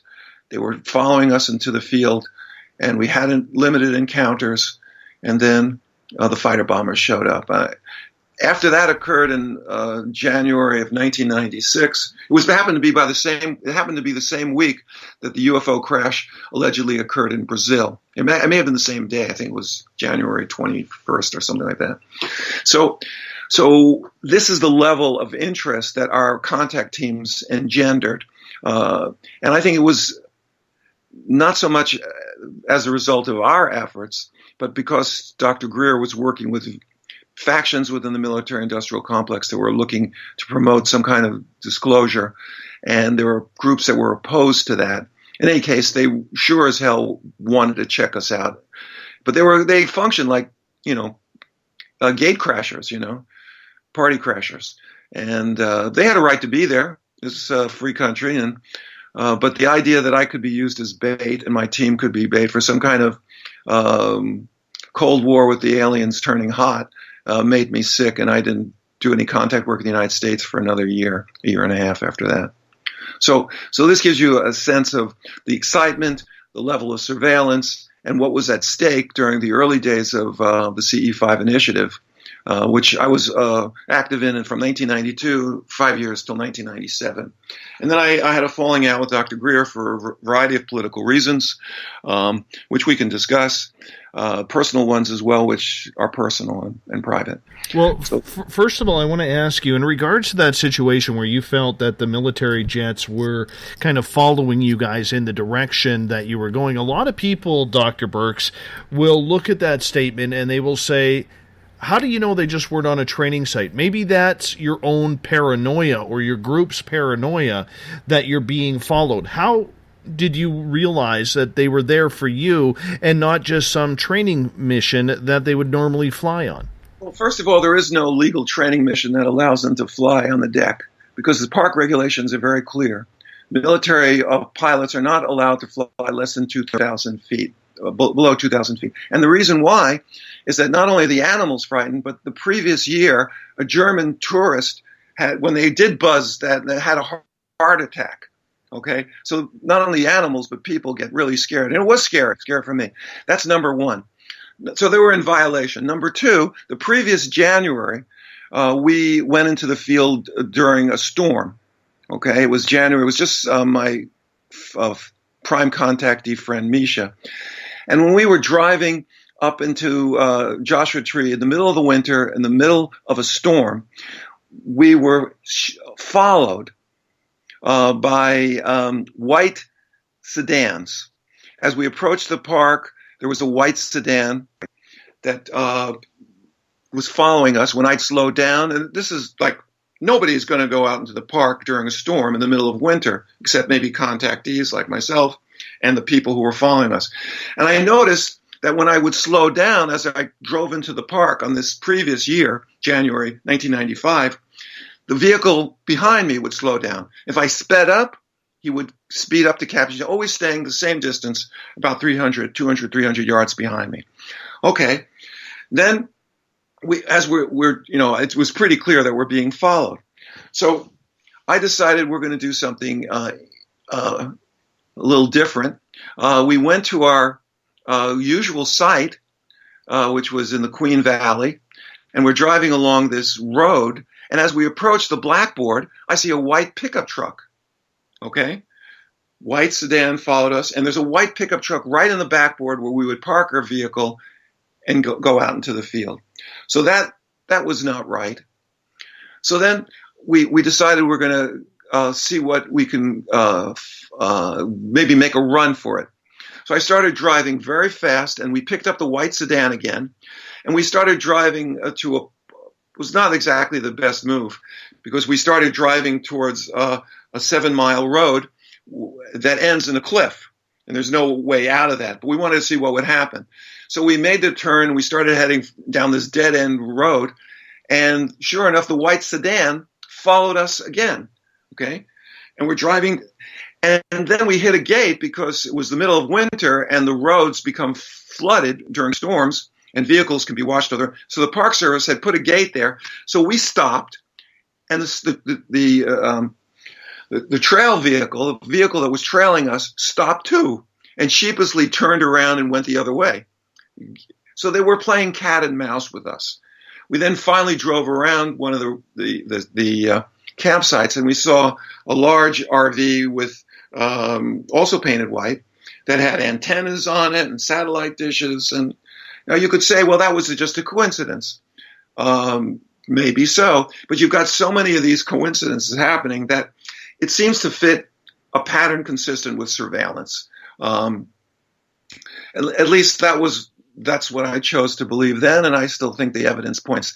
But I could be mistaken. Sure, it could be maybe some prankster was calling me that had nothing to do with the people who were later photographing us, trailing us. But I think the evidence is there to say what I'm putting forward is not so paranoid or radical as what you might see. In the larger context, it makes sense what I'm saying. But you have to go through it as I did and to fill in the pieces of the puzzle. you worked closely with Dr. Greer when you first got into this. That's Dr. Stephen Greer in regards to your learning about UFOs, but you two had a professional falling out, so to speak, in regards to the way it was. And I have made no bones about it. We're not really fans of Dr. Greer over here. He is the only one of two people that I've actually rescinded a offer to come on this show and talk because of some of the ridiculous things, I'm going to say, that he allegedly needed before he would conduct an interview of any stature on this show. And well, I don't. Ridiculous. Spell it out. I want to hear it. Well, let's say he wanted to know our numbers. He wanted to know what the age category was, if I could prepare the questions beforehand so he could study them, and just numerous little nuances like that. He asked if I would be paying him to come on the air. And finally, after about 9 or 10 items, I can't really remember them all now, but after about 9 or 10 items, I actually politely sent him an email back saying, my 150,000 listeners really don't need to hear from you. I am rescinding the offer for you to come on Spaced Out Radio and talk about your project. Thank you for your time, but we are no longer interested in having you on this show ever. Oh, okay. Well, what else? Well, I mean, I find that pretty rude, personally. It's an insult to me, the hard work that we put in on this show. It's an insult to every one of our listeners. Who well, he's been on other shows that have been comparable. I can't really comment. I can tell you about some of my negative experiences, and it had to do with our organization in terms of what was going to be the nature of the Contact Network. Back in 1993, 94, we had a very limited number of teams in operation. It was mostly in the western United States, LA, Phoenix, Denver. And although I would go out and give presentations and encourage other working groups to form, it was an uphill battle. But the way I envisioned CSETI would be a contact network of grassroots activists that would take inspiration from Stephen Greer, but would be independent, autonomous, and could publish on the internet reports about our encounters that would encourage other local teams to be inspired. So it wasn't just Dr. Stephen Greer who was having these amazing encounters, and he did. In Gulf Breeze, I mentioned that one in 1993. And then in the summer of 93, an amazing encounter where a craft approached his team within a few hundred yards, multiple witnesses. Then there was the Mexican encounter, which I'd like to share with you later on, your listening audience, in very high-level contacts. But that wasn't good enough because we wanted to have a worldwide network of not one, not two, but dozens of teams all over the world. And so I emphasized the need to have independent working groups that could be empowered to publish our reports on the internet. And Dr. Greer said to me, no, that's not going to be the way it works. There's only one CSETI. He didn't like the idea that I called it Los Angeles CSETI. He's a one CSETI. Headquarters in Asheville, North Carolina, in Dr. Greer's living room. And if I wanted to report any of our research findings, I would send him the information, and he would decide whether it was going to go out on the internet. Well, I didn't like that idea at all because our team was working very hard. We wanted to build the network, and basically, and this is very curious. Because, again, it has to do with surveillance. So I was ready to have a split with Dr. Greer. And I had my own prime contactee named the guy from Russia named Misha, who was a big draw. Remember, as I said, it's not what you know, it's who you know. And I had met other primes as well. So I figured I didn't really, if Stephen Greer and Sherry Adamek, who was his assistant, were so insistent that I would be not allowed to publish a report, I was going to break with CSETI. This is 1995. And I decided to come up with the term HICE, H-I-C-E. and we're going to call ourselves Human-Initiated Close Encounters, okay? And we decided we'd set up our own network. We talked to each other on the phone. We exchanged email. We alerted our network that a possible split was going to happen. And then Misha gets a call in the middle of the night from a woman with a heavy English accent. And he happened to be working in the hospital. He was a young nurse at that time. I did a lot of overnights too. And so his wife got the call, and she could hardly understand why someone from England was calling her at 3 o'clock in the morning, but she wanted to talk to Misha about UFOs. So Misha subsequently was able to get the phone call, and the woman from England, who he didn't quite get the name, said that they were very excited about HICE, that she had a group of people that wanted to work with us, HICE. And I said to Misha, what's wrong with this picture? And he said, what do you mean? We're doing good work. I said, did you use the word HICE first, or did she use the word? He was very clear. She used the word HICE, HICE, Human-Initiated Close Encounters. Basically, the CE5 initiative without Dr. Stephen Greer. I said, this is a setup, Misha. They're not interested in helping us. They are excited about the fact that there's going to be a split within the network, and they're going to try to use us to get back at Stephen Greer. And we don't want to do that. We may not like his approach in terms of centralized control. We may not like the fact that he's saying we don't, even though we're having good results in terms of encounters, we can't public. We don't want to be in a situation where we're going to be set up to attack the leader of the contact network. So I said, we can't go forward with the split. And so I negotiated with Sherry Admech and Dr. Greer, and they decided, okay, you can write your reports, but you can't call yourself Los Angeles CSETI, and you have to write on every single report. The opinions expressed are of the author and the researchers named alone, and do not reflect CSETI policy or program. And that was fine. We kissed and made up, and I was able to continue working under his leadership for another 2 years until things got very messy again. So there were political reasons why I had conflicts with him.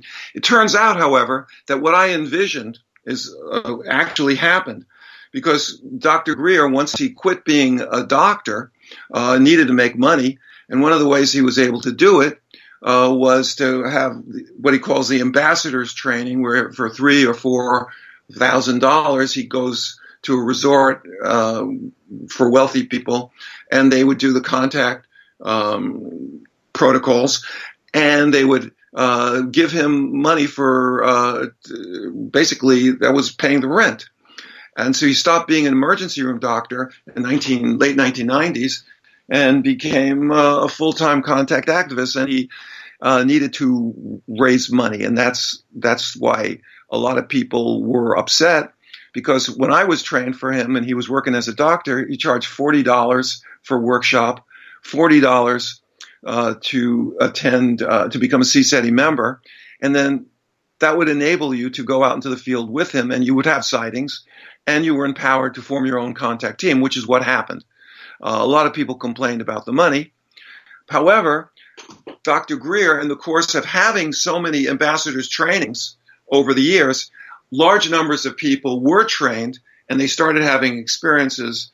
And also he developed a contact app, which he sold for nothing, $5, and allowed people on their own to develop it. So what I had envisioned as the grassroots network of contact activists, as a result of Dr. Greer's continued efforts, came to fruition. It actually, I think the position that I maintained was correct.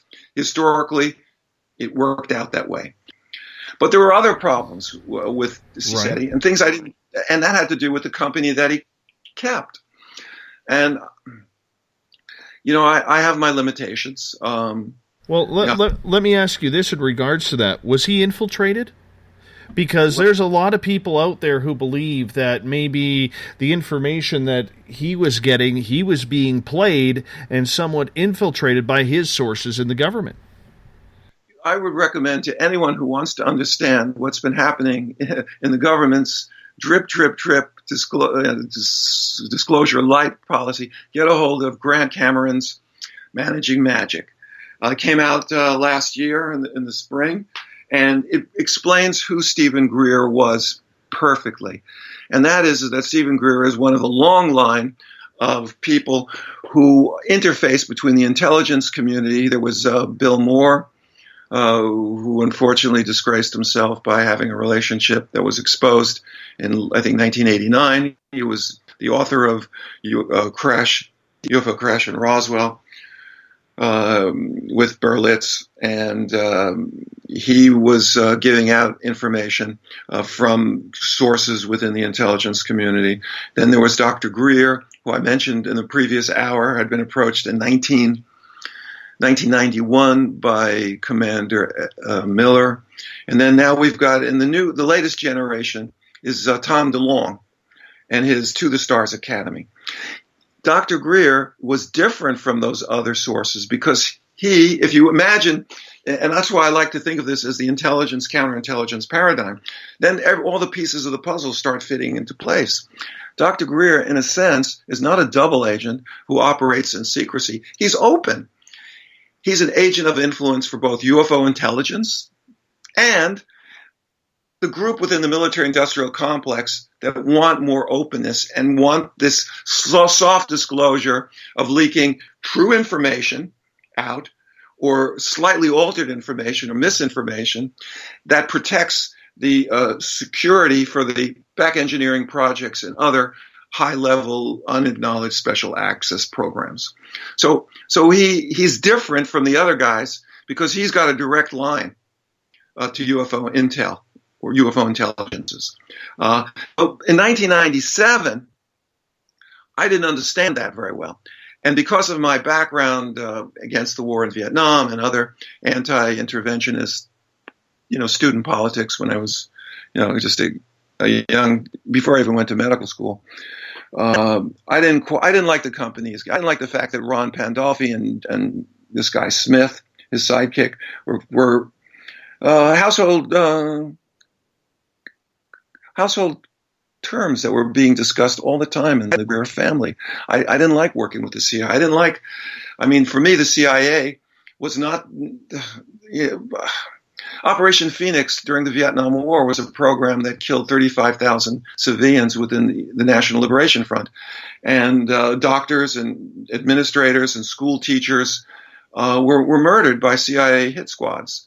It was an infamous program, and Colby was part of it, who headed the CIA. It was very hard for me to accept his cozy relationship with people that, look, Peterson, for example. John Peterson? Are you familiar with him and the Arlington Institute? I am not. I apologize for that. John Peterson was a Navy aviator. Very dangerous job in Vietnam. He was in aircraft carrier, I believe, flying out of an aircraft carrier in the Tonkin Bay. And I met him in 1993 at a meeting, and he and Greer were as thick as thieves.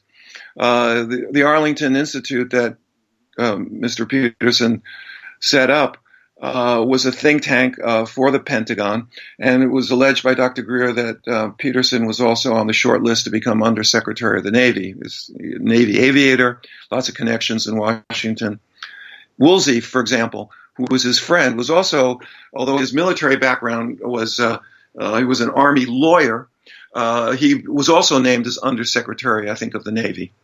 And it was Woolsey and Peterson got together, and they set up a meeting for Dr. Greer in December of 1993, which actually came down because I remember the preparations for that meeting. Peterson was going around with Dr. Greer everywhere. I learned from reading Grant Cameron's book that Peterson had followed Dr. Greer for a number of months and observing him at his conferences before he made the approach, saying, "I'd like you to talk to somebody." And Greer allegedly said, "Who do you want me to talk to?" He said, "How about the head of the CIA?" So that's in Grant Cameron's book. So if you want to understand that special relationship that he, DeLong, and Bill Moore had, you read Managing Magic. But what was different about Dr. Greer was he was intimate with both. But I didn't understand that in 1997. I did not like the people that he was working with, and that was one of the reasons politically I just had to get out. There were other reasons too, like I started getting threatening phone calls at home.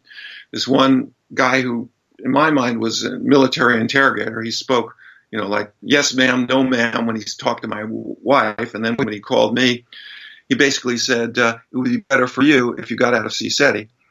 And I said, "Well, who are you?" And very angrily, this person with a military bearing said, "This phone call is not about me. It's about you." Very angry. And, I didn't know what to say.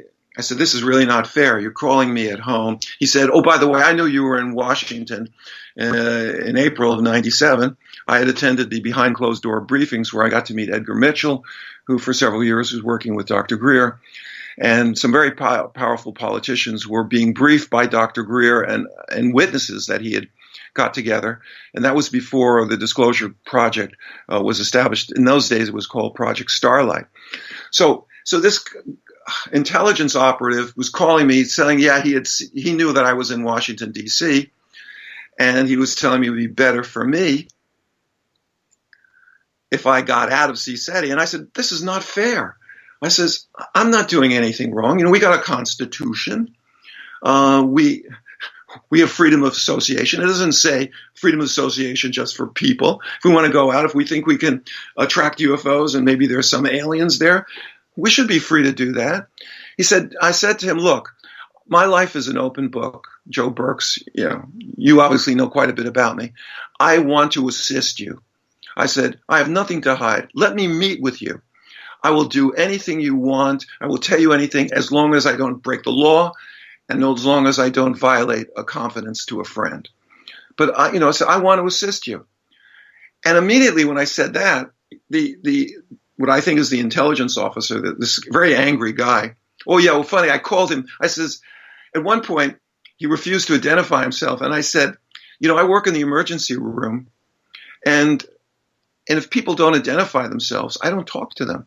If someone shows up and wants to talk to me about a case or something, family or friend, you got to identify us. Police officers, when they talk to doctors, identify themselves in the emergency room." I says, "Well, who are you?" And I was about ready to hang up. So he said, "My name is Bob Modman, Robert Modman." And Bob Modman. There's no Modman in the book, Modman. There's no in the telephone book. But it sounded like Madman. And this guy was really angry. So I just was totally open. I said, I was scared, but I wanted to meet him. And I said, I will assist you. Immediately, this stranger on the phone, he starts going, and he just couldn't quite he didn't know what to do. It was like I was off script. I was supposed to either get angry and hang up and be scared. And so he said, well, no. And for the first time, he calls me Dr. Burkes. Before I was just Burkes. He says, "No, Dr. Burkes, I can't meet with you." And then he had a bright idea. "But if someone else calls you, will you meet with them?" And I said, "Absolutely. I have nothing to hide. I'm doing nothing illegal, and I'll assist you in any way I can." I had gone off script, and he didn't know it, because this guy was probably just set up, a contract agent, didn't really know what the big picture was. But he did scare me, and it was one of the reasons I dropped out of CSETI, because the factions that were supporting Dr. Greer may have been protecting him, but I wasn't sure they were going to protect me. And plus the fact that all that volunteer work for CSETI was taking a lot of time from my professional work, and I calculated that, actually when I left CSETI and was working full-time with all the extra duty, I was making $50,000 a year more than the previous had made. And, Dr. Greer had experienced the same thing because he volunteered a lot of his time too. And he made more money than I did back then. So that was the situation.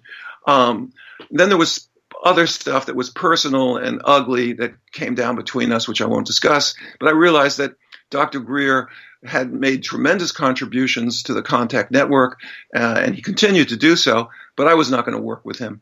Instead I started working with Rama, the Peruvian contactees, and I worked with some of my own people for several years after that. So, that's my perspective on Dr. Greer. He made historic contributions.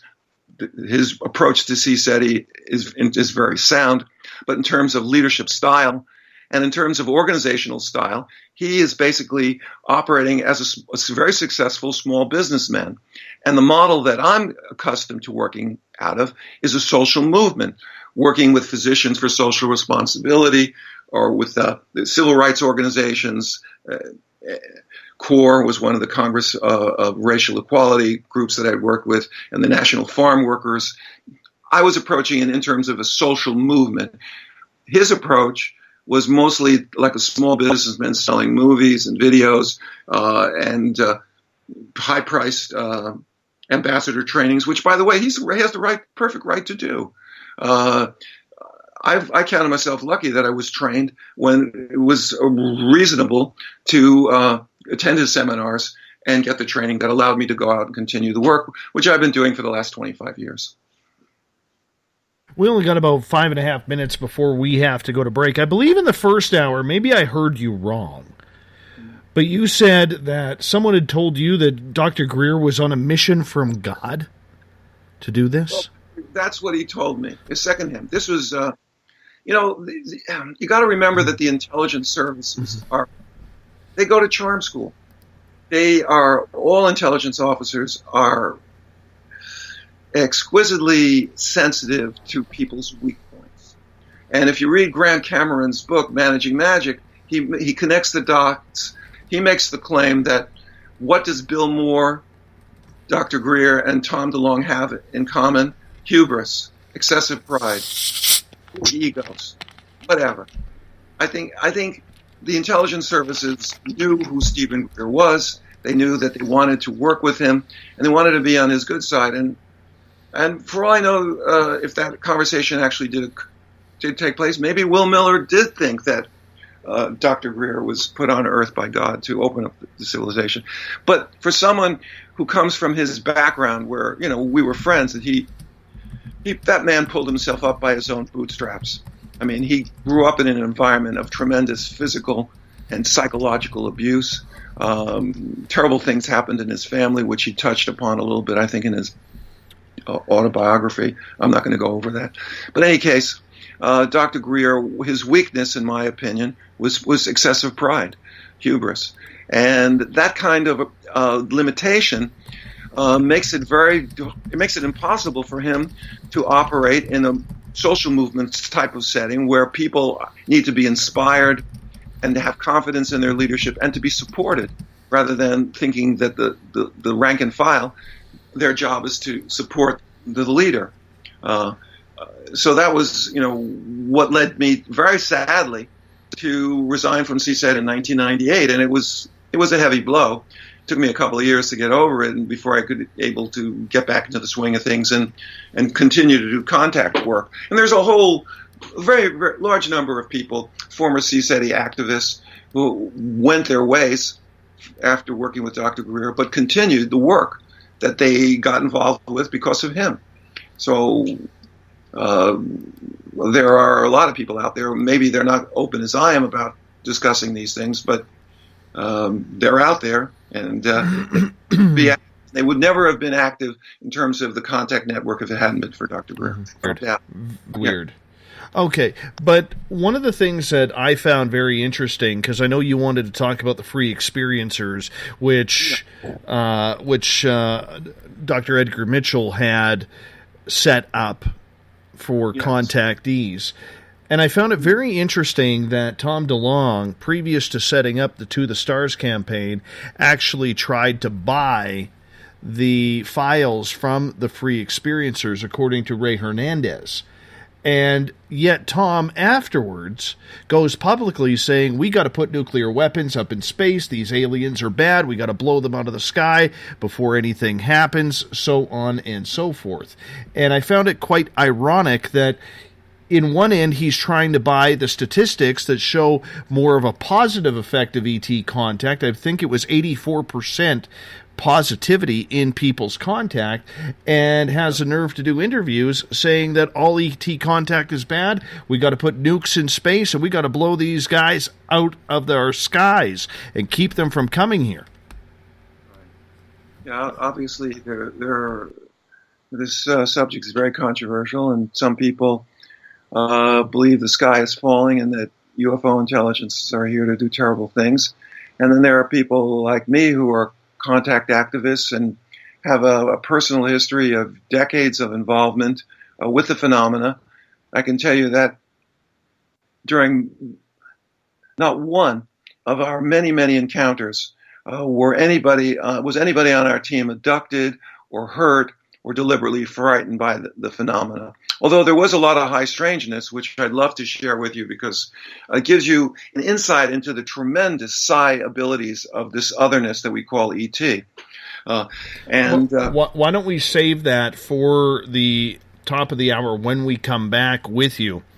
And because we'll step out for a break right now, and then we'll continue this conversation, because I think we're getting into something very important as we lead more into the disclosure movement and everything along those lines. Dr. Joseph Burkes is our guest tonight on Spaced Out Radio. We are talking disclosure, UFOs.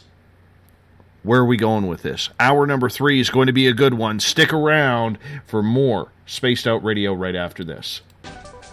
Are you tired of being blocked, shadow banned, or placed in jail for simply posting your thoughts on social media? Social Media Freedom can take care of that for you. Social Media Freedom is the newest and one of the best free new apps that allows you the freedom to post what you want, when you want. It takes seconds to download from your app store. Come join the tribe at Social Media Freedom. It's time to set yourself free.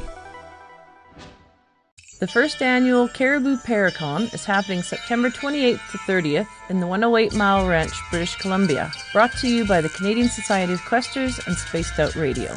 Come listen to our featured speaker, Grant Cameron, along with Elizabeth Anglin, Paisley Town, Mike Moran, Eric Cooper, and more. It's a 3-day supernatural adventure at the Spruce Hills Resort and Spa. Tickets for the weekend are $150 Canadian. The Caribou Paracon, celebrating everything paranormal. A timepiece is a reflection of who you are, and what better way to show off the real you than with an Escape watch? Escape is a lifestyle brand accessorizing your days and nights. Choose to escape and create the life of discovery that you deserve. Dream, play, unite with your own personalized Escape watch. Head to escapewatches.com. There is no time like the present to enjoy your escape. Use promo code SMF2017 for your 20% discount today. Looking for a place to advertise at a very reasonable cost? Look no further than Spaced Out Radio. SpacedOutRadio.com has an advertising tab that you can click to check out our daily, weekly, and monthly packages to play on the radio, or our website including social media. From commercial spots to banners, we have it all. Check out our competitive pricing today.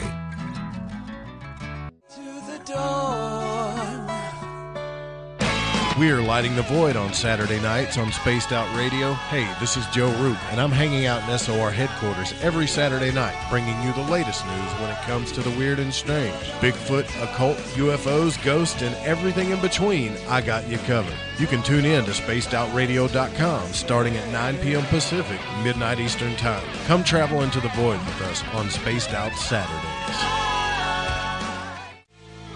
Not ready for bed on Saturday night? Right after Spaced Out Saturdays, hop on over to S4 with Corey Ruiz and me, Eric Cooper from Forest Moon Paranormal. With S4, there are no limits to what we try and uncover. From government conspiracies to helping clean up the paranormal, no topic is safe on S4. We get to the heart of the matter, of the subjects you want to learn more about. So tune in on S4 starting at midnight Pacific, 3 a.m. Eastern, only on SpacedOutRadio.com.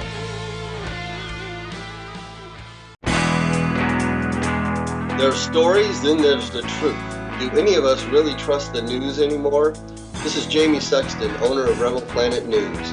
The third Thursday of every month, I appear on spacedoutradio.com to bring you the truth you deserve, without mainstream media lies or alternative media fear-mongering. We'll get to the heart of the story and deliver the truth you are seeking. So come join us here for the Rebel Planet at spacedoutradio.com. The Call of the Wild is in Vancouver. The Moose Vancouver is one of the hottest bars and restaurants in the city. Open until 2 a.m. nightly, the Moose will rock you like a hurricane all night long. Great food with everything on the menu at $6.95 near the corner of Nelson and Granville. Get your horns up and come rock with us. The Moose Vancouver, the official rocking bar of Spaced Out Radio.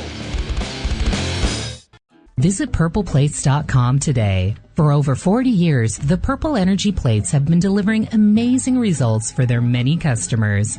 Inspired by the great genius Nikola Tesla, the harmony, healing, and energetic effects of the plates have proven over and over to be beneficial and often miraculous to thousands of customers. Check their site for daily specials and choose from their many energy products. You won't be sorry. Visit them today at purpleplates.com. This is Eric Markham, news editor for the Spaced Out Radio's The Encounter Online. We have put together a great team of writers and journalists from all over the world to bring you top-quality paranormal stories, from alien encounters to the latest conspiracies. You won't find any of that fake news here. True stories and top-notch reporting as we look to bring these experiences to the mainstream. The Encounter Online, only at spacedoutradio.com. Do you want to know the truth? Do UFOs exist? Are aliens real? Are the governments hiding the biggest secret in history? We're UFO seekers, and we're on a hunt for the truth. Subscribe to our YouTube channel and follow along with us as we journey across the United States, visiting UFO hotspots and alien hotspots, trying to document the UFO phenomenon. Catch us on Spaced Out Radio every third Monday of the month as we discuss Area 51, UFOs, and more. And also, don't forget to subscribe to us on YouTube. You hear footsteps in the empty room above you. A rocking chair begins rocking by itself. Don't be afraid of the things that go bump in the night. Reach for Spirit Storybox, the iPhone app the Huffington Post UK called the only ghost hunting app you will ever need. Spirit Storybox. The spirits are telling their stories. From the mile-high state of Colorado, sharing our signal around the world, I invite you to Spaced Out Sundays. Hi, I'm Tessa Nicole Thomas, and I'm closing out the week by taking you on a paranormal journey to the world of the weird. Ghosts, aliens, psychic phenomena, I will hit it all in your questions too. So let us highlight the paranormal for you.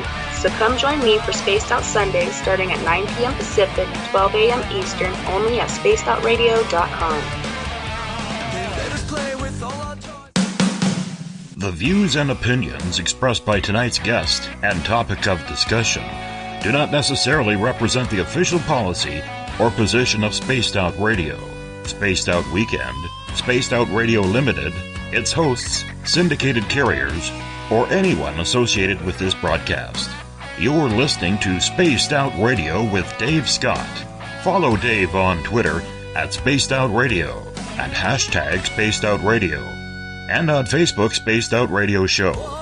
Now, back to the program. Welcome back to hour number 3 of Spaced Out Radio tonight. I am your host, Dave Scott. Great to have you with us. Tomorrow night on the program, we get into super soldiers. Joanne Richards is going to join us tonight. Or tomorrow night, that is. Tonight for some of you. Not me yet. That's about 57 minutes away. But we're going to have a lot of fun with Joanne tomorrow night starting at 9 p.m. Pacific, midnight Eastern Time at spacedoutradio.com. We want to welcome in everyone listening in on the Spaced Out Radio Network, including the Fringe.fm, and you can also watch us live on Periscope.tv every Monday through Friday night starting at 9 p.m. Pacific, midnight Eastern Time at spacedoutradio.com. Bill Cardwell has set the password for tonight in the SOR Space Travelers Club, a telephobia Atelophobia is your password. Nobody knows what it means, but Bill sets a password each and every night right here on the mighty SOR. Now, if you want to follow us on our website, spacedoutradio.com, we have a plethora of features for you. Rock out to some Bumblefoot, shop at our Spaced Out Radio store, read up on the encounter online, or watch great videos from UFO Seekers, Contact TV, and so much more. Tonight, for the final time, we introduce Dr. Joseph Burkes. He is a researcher into the UFO phenomena. He has worked with Dr. Stephen Greer and has also done his own research and written books about the subject of disclosure and discussion. Dr. Burkes, welcome back. Well, welcome to you, too. It's been really great. Thank you for having me on the show. And 3 hours is personal best. I don't think I've gone more than 2 in any previous interview. So let's carry on. Well, I'm glad you did glad you chose us to do that, because for people just tuning in, I got a chance to meet with you down at UFOCon 2018, and we were going to sit down, we were going to have dinner, we were going to have a long chat, but you got busy, and when I was available, you were busy, and vice versa when it was all going down. But nonetheless, it was so nice to shake your hand there and get to meet you, and now to bring you on our show where we actually get an opportunity to have this discussion with you. We were talking a lot about Dr. Stephen Greer before the break, and we were just getting into the whole point about disclosure with Tom DeLonge wanting to buy the free experiencers statistics on ET contact, which Renario Hernandez turned down after the passing of Dr. Edgar Mitchell, who had started the entire project. There is a real land of confusion, Dr. Burkes, in regards to, who's right. Are the ETs bad? Are they good? Do we even know? Are we being covered up on what the real agenda is here? What is your thoughts, continuing from what we discussed the previous hour, going into this hour, about the whole ET agenda and where we stand as human beings? Right. Now, you're asking the hardest questions, but they're good ones, and I'll give I'll do my best to address them. First of all, we have to say that this is a great mystery, and people who tell you they really know what's going on, they've got it all down, I think they're kidding themselves, or they're trying to kid you, or both. This is a tremendous mystery, and it's one of great importance. It's a phenomena that's probably been here not for the modern UFO era since Roswell, but probably for centuries, maybe for millennia. Cave paintings show what look like ETs or what we would describe as UFOs on the wall paintings of caves in southern France and northern Spain. So this is something that's been here as part of humanity for a very long time. When I left CSETI, Center for the Study of Extraterrestrial Intelligence, I got a chance to read more literature that dealt with some of the paranormal aspects of the phenomenon. And I recommend people read John Keel. Although John Keel wrote his major works before the UFO crash at Roswell was investigated, and his attitude is that this is a paranormal phenomena that's akin to demons. He said, "I'm not a ufologist." John Keel said, "I'm a demonologist." But I think his reporting does show the extreme high strangeness of the phenomena and the tremendous psi capability. He describes the UFO intelligence as reflective. Now, reflective is not in the sense of having deep thoughts from reflection. Reflective is like a mirror. And because this intelligence is totally telepathic, if you believe that aliens are evil and they're out to hurt us, they may choose to give you what you believe. They may stage encounters that fulfill your pre-existing expectations of what they are. And if you believe UFO intelligence, as I do, is basically here to assist mankind, they will give you those kinds of experiences. Now, they can change if your attitude changes about them. So this is something, it's like a chameleon. The phenomena And look at the historical ways in which we view them. In the Middle Ages, and this is work that has been thoroughly explored by Dr. Vallée in his many excellent books. But if you look at the way UFOs were dealt with in Middle Ages, they were thought to be the work of magicians. And then UFOs during the airship wave in the 1890s in the United States, people thought that the intelligence behind the phenomena was some genius inventor like an Edison that was building these airships that were clearly decades ahead of anything that they actually had as technology, but they were things that people anticipated were going to happen soon.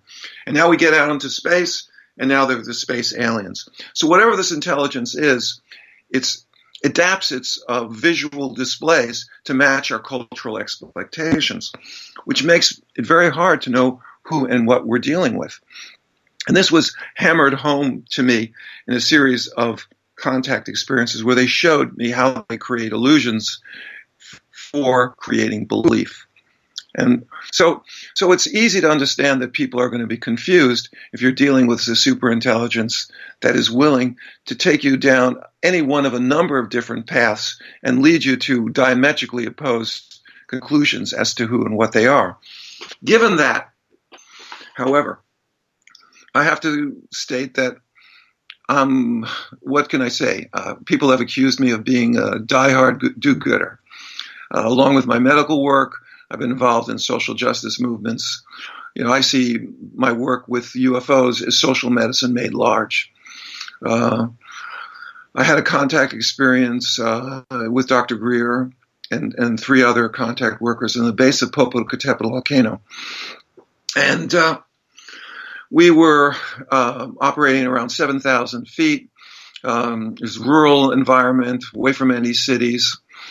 And we carried out our protocols, meditated, used powerful lights.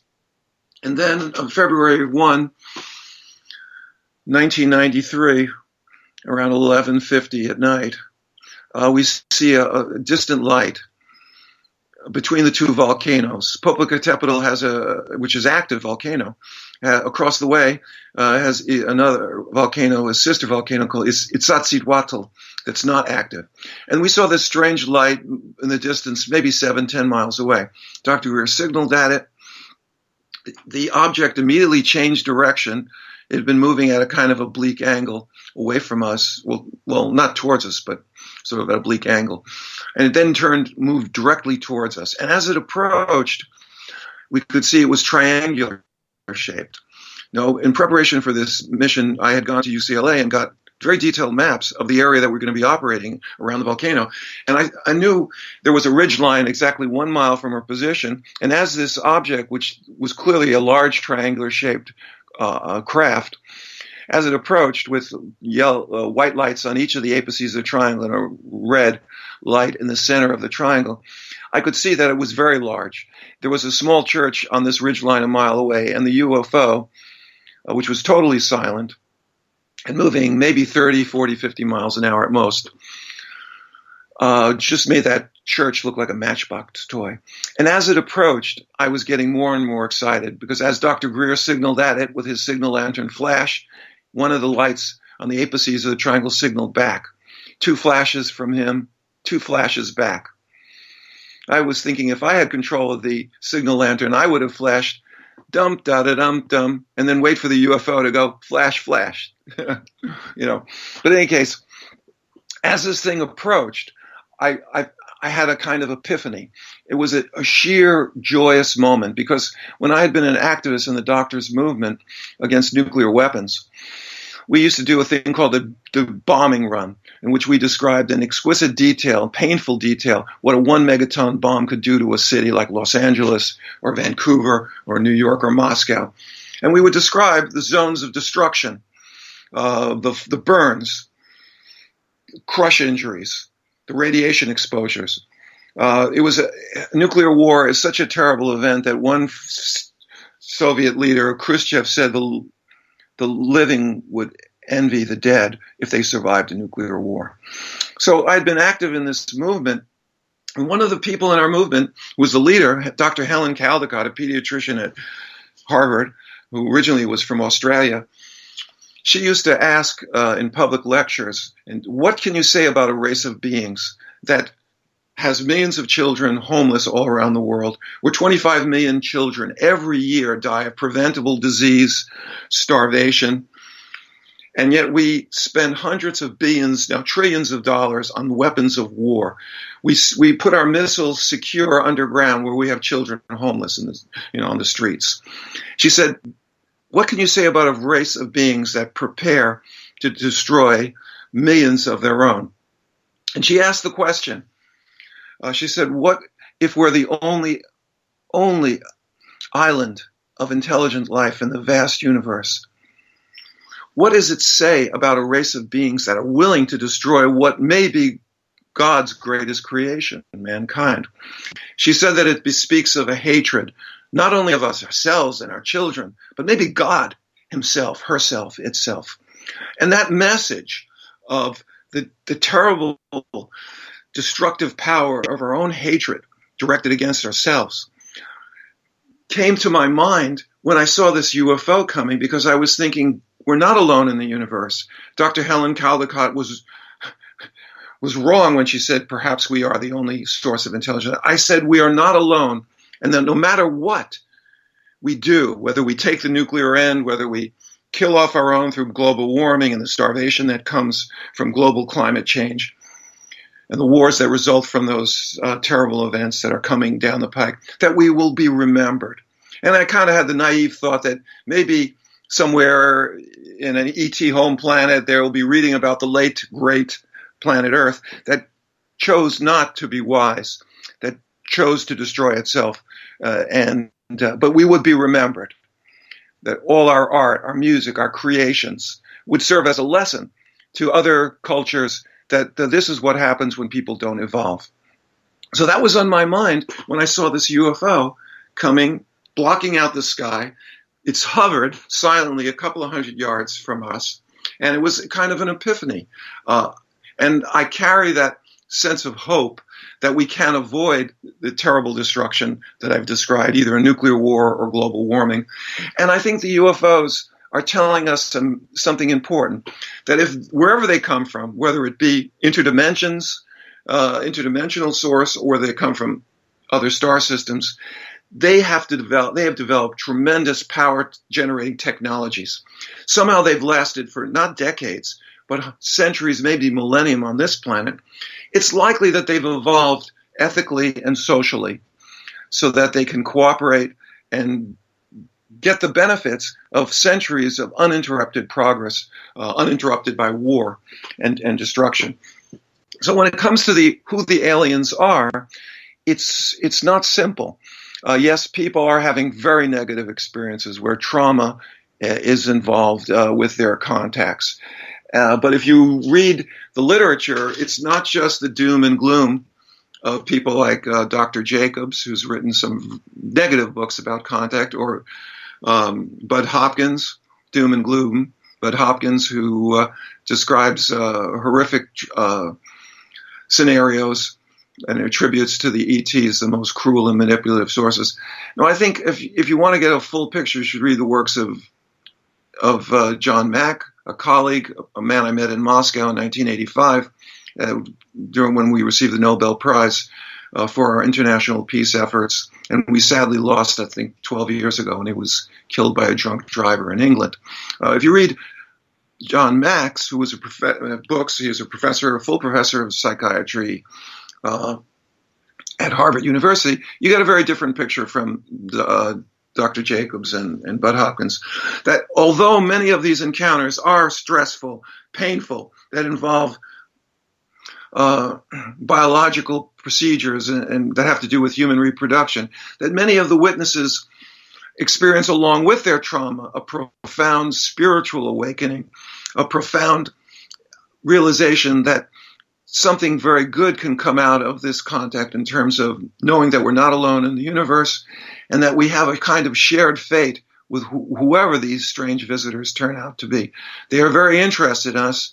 They're very interested in our outcome, our well-being, I believe, but at least they're very interested in us.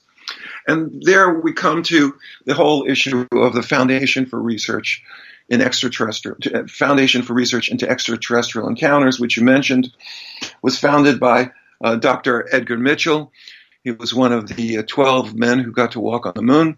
He was Apollo 14. I got to meet him in 1997. I mentioned previously when Dr. Greer held behind closed door briefings in Washington, D.C. It was also founded by Rudy Scheel, who's an emeritus professor of astrophysics at Harvard University, the Australian researcher Mary Rodwell, she's written a number of important books, as well as my friend Ray Hernandez, also, as I am, a social justice activist who became a contactee. He now works as a federal tax attorney, and he's definitely an experiencer. And so Foundation for Research into Extraterrestrial Encounters, which was formed, I think, in 2013, if I'm correct, carried out a very extensive survey of now over 4,000 people. It's one of the, actually, it's not one of, it is the first academic, in-depth, multicultural research study examining experiencers. Now, that's the term we use. That's neutral. If you're an abductee, you feel your contact has been negative. If you're a contactee, you think it's positive. If you want to be a neutral, you want to use a neutral term, you call us experiencers. And so they designed a research tool that involved over 400, I think it's 500 questions in multi-phase. Thousands of people. I took the questionnaire too. People in also so did I. I took that. Great, thank you. And if you look at this information that came out of that study, it's not just episodic. It's not just vignettes. It's not just one person saying E.T. good, one person saying E.T. bad, or one person saying it's so strange. I don't know what the hell it is, good or bad. It's just strange. And what they found was that the overwhelming majority of experiencers, unlike what you see in the books of Hopkins and Dr. Jacobs, had a very positive contact experience. They asked the question, it was question 135. They said, if you could stop your ET contact experience, would you? Over 1,300 people responded. 16% said yes, if I could, I'd stop the contact experiences. 84% no. Question 154, do you believe ETs in general are bad, malevolent, or evil? Yes, 9.6%. Not the overwhelming majority of cases that the literature would have you believe. If you believe in evil ET and read books like Taken and Secret Lives, Hopkins and Jacobs' works respectively. 90% said no. They do not believe ETs in general are bad and evil. They asked, did your contact experience change your life in a negative or in a positive way on a scale of 1 to 5? 1 being the most negative. Well, category 1, the most negative effect was 4%. Slightly negative effect, 7%. Neutral, 16%. Slightly positive effect on changing one's life, 23%, and highly positive effect, 50%. And this is thousands of people responding in many different cultural settings. So this is understood in terms of the expression, the squeaky wheel gets the oil. For people who have been victimized and have been hurt, it's only natural that they should get counseling and support to dealing with, for them, has been a very negative experience. But the overwhelming majority are positive. And you could say, well, why is this? Clearly, I don't know.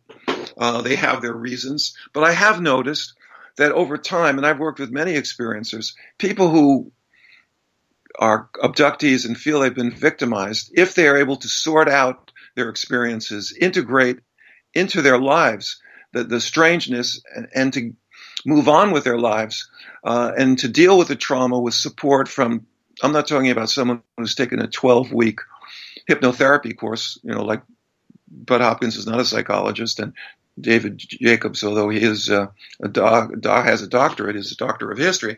If you look at the work of professional people who have degrees and who have been trained under peer review conditions like Dr. Mack or the person who is very important and free, Mary Rodwell, people who are professional psychologists, social workers, they are able to assist the experiencers to work through the negativity, to find the positive and to stay with the positive. And surprisingly, after they go through this transformation, the nature of their contact experiences become more positive. Now, Bud Hopkins would have you believe that this is the Stockholm Syndrome. I don't believe that's true. Stockholm Syndrome was a terrible episode where terrorists grabbed a bunch of people, I think in Stockholm, maybe at an airport. They were threatened with their lives, and over time, many hours and days that they spent as captives, they began to identify with the motivations of their captors, and they expressed genuine feelings of support and love for their captors. Now, this is a survival mechanism that's based on fear of death, and I don't think Bud Hopkins was correct when he flippantly offered that as the explanation. I think it's far more profound.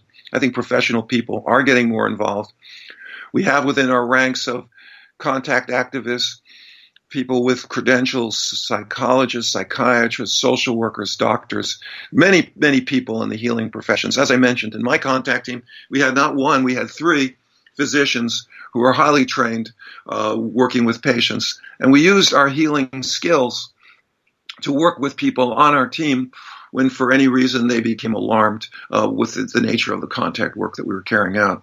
But this was not something that was done by the extraterrestrials. They weren't terrorizing us.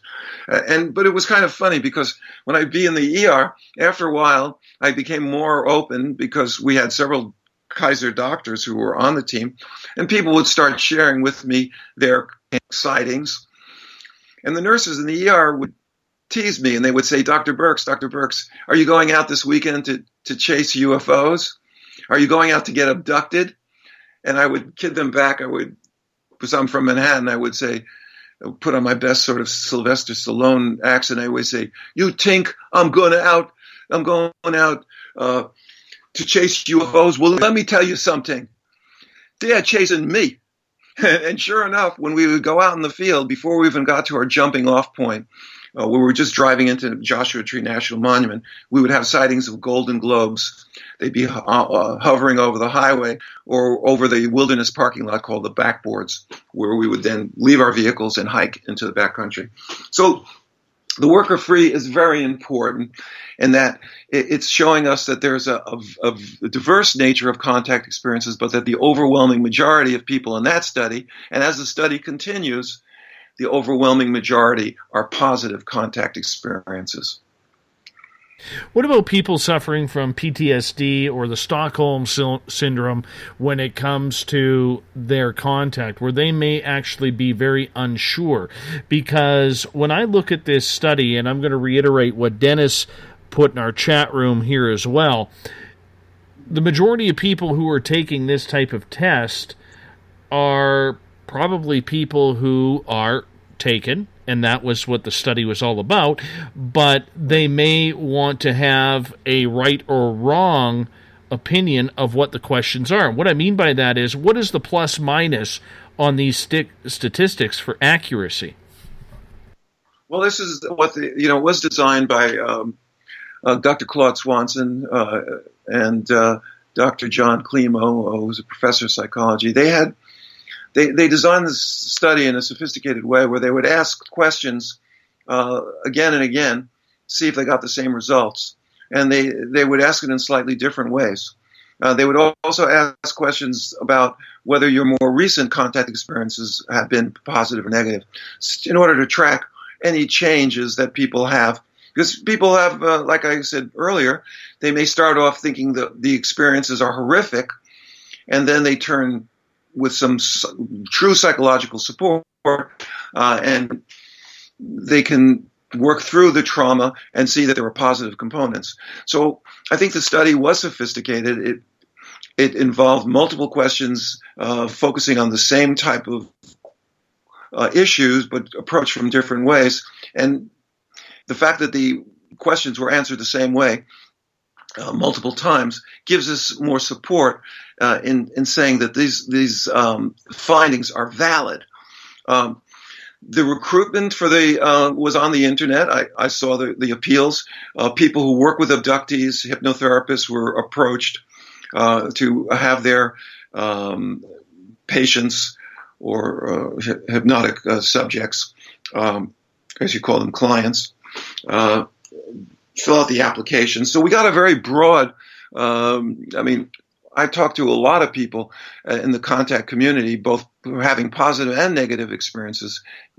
They filled out and the sheer size of the study and the large numbers gives us reassurance that they're capturing some very valid insights about the contact experience.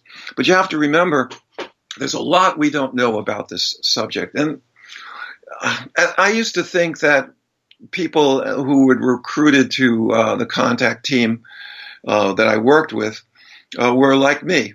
But as I did the work, I began to realize that even people who had no conscious memories of a sighting or what are called abductions or a CE3 or 4, that anybody who expressed a powerful interest to join a contact team probably is an experiencer, whether he or she knows it or not. And I base that on some extensive investigations that were actually carried out by Dr. Daniel. I mentioned him earlier. He was the family practitioner who was double boarded in pediatrics and internal medicine. He also has a master's in electrical engineering. A really brilliant guy with a photographic memory. It was great having him on my team because he knew the UFO literature. I mean, he could read a book and without taking notes, he could just tell me chapter by chapter everything that was in the book. So he was a real aid. And what he did was he was so well respected by his department that he got permission from the family practice department in Kaiser Woodland Hills to do an informal survey of people who worked at the medical center as well as his own patients. And his wife, who was an immunologist, I call her Dr. Maria, she did a similar study. Now, if you talk to MUFON, they will tell you that 90% of UFO sightings, when are investigated, turn out to be prosaic explanations. If you talk to a gentleman that is a famous lecturer, I'm blocking on his name now. You know, he was co-author of UFO Crash. No, he was one of the investigators at UFO. Well, in any case, he's a Jewish guy in his 80s. He's been around forever. My wife calls him the Stanton UFO. Friedman. Stanton Friedman. Okay, thank you. There we go. If you talk to Stanton Friedman, he describes over 600 lectures. He stands up in front of this primarily college students and says, "How many of you have had a UFO sighting?" And, perhaps in an audience of 300 people, 10, 15, 20 hands may go up, 10%. He asks, how many of you have reported it? Maybe 2 or 3 hands go up. So there's an enormous number of people who are having sightings who never report it to anybody. Okay?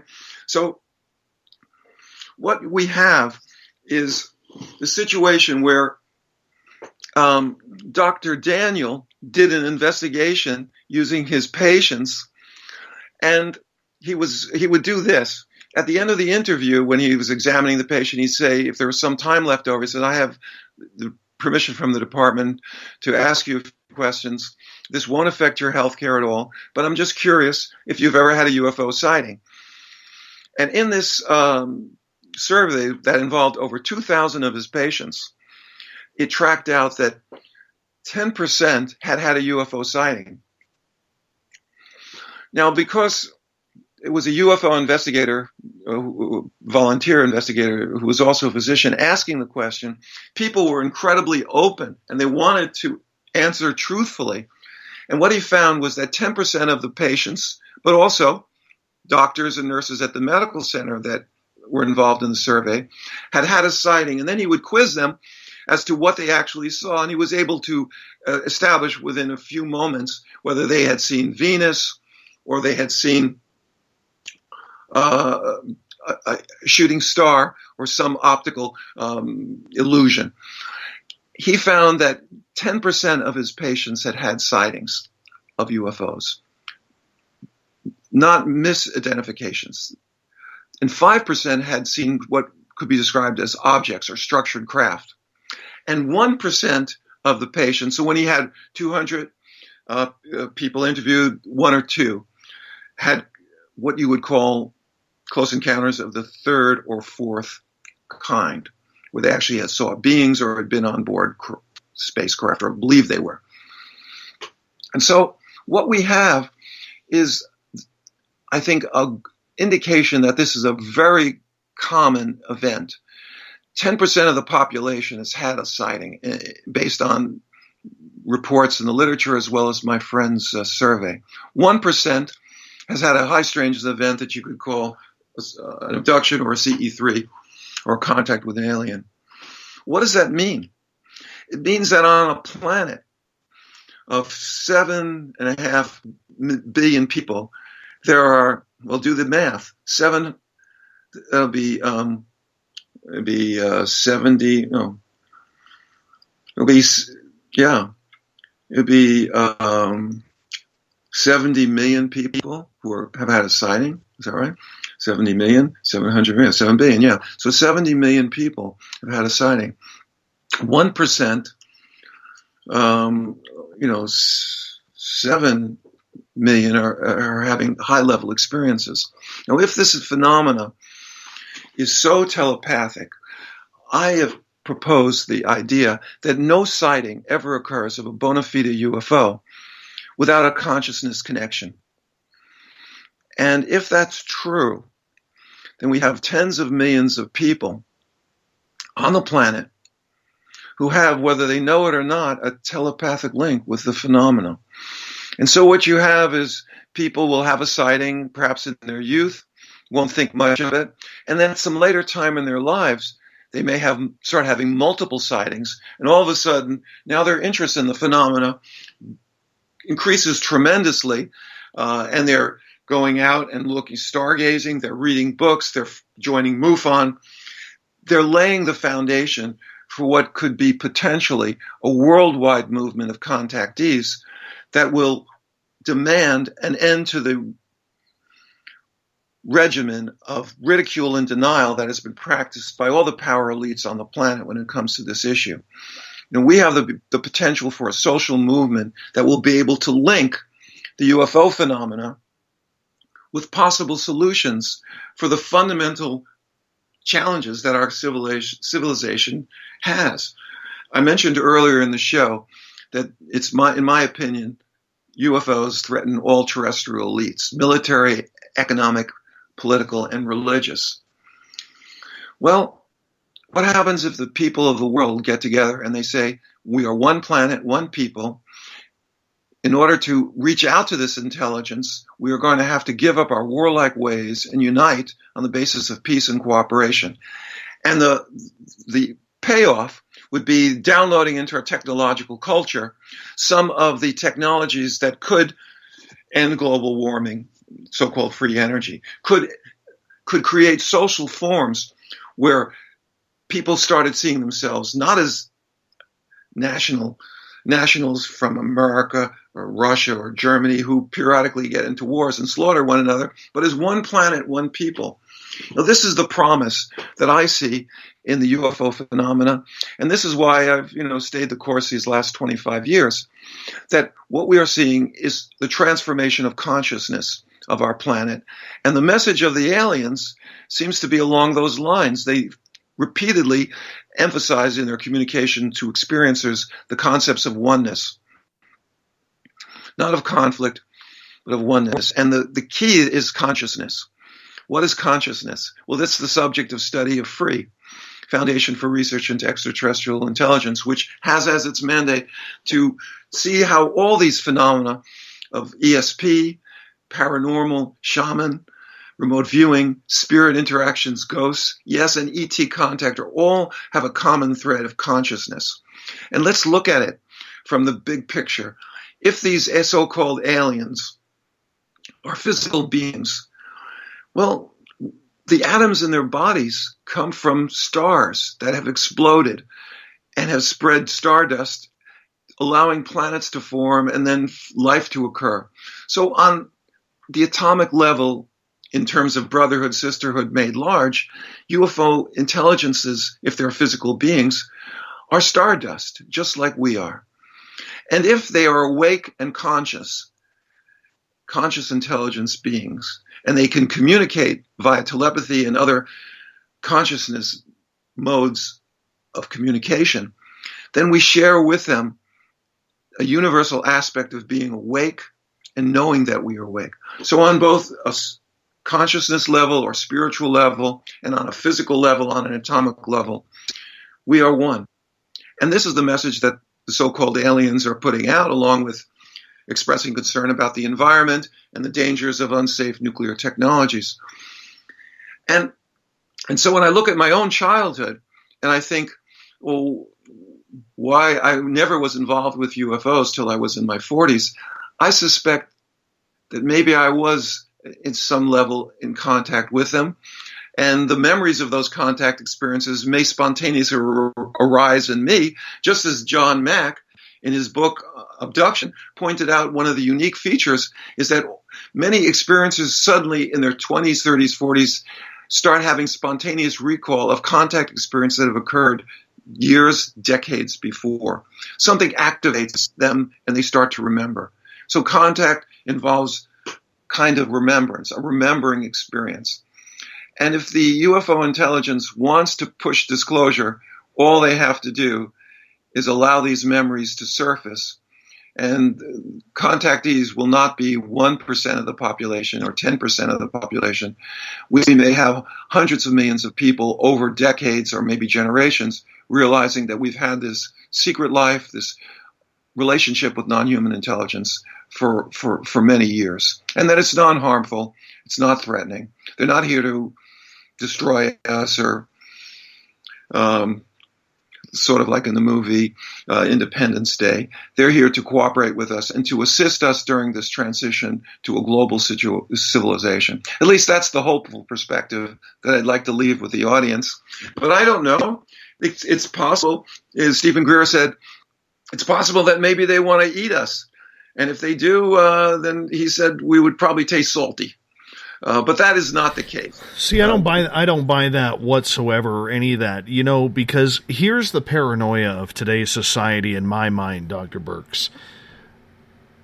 Why would these extraterrestrials, whom we all believe have been coming here for millennia, wait for us to get any sort of weaponry if they really wanted to take over this planet or colonize this planet or use us as a food source or slavery source or anything like that? I'm just not buying it. It's not logical. Now, I'm not saying all aliens are, coming here for peace, love, and light. I do believe there are some that are extremely mischievous and malevolent, but I don't think for one iota of a second that they are actually here, waiting. They've been waiting millennia for us to get nuclear weapons or even better before they start their invasion. That doesn't make sense to me. I think that's true. And if they wanted to conquer us, wouldn't we be an easier target if we had bows and arrows? Like that's the point. 500 years ago, or maybe flintlocks like 200 years ago. So the fact that this phenomena has stood the test of time suggests that their motives are at least they're not violent in terms of invasion.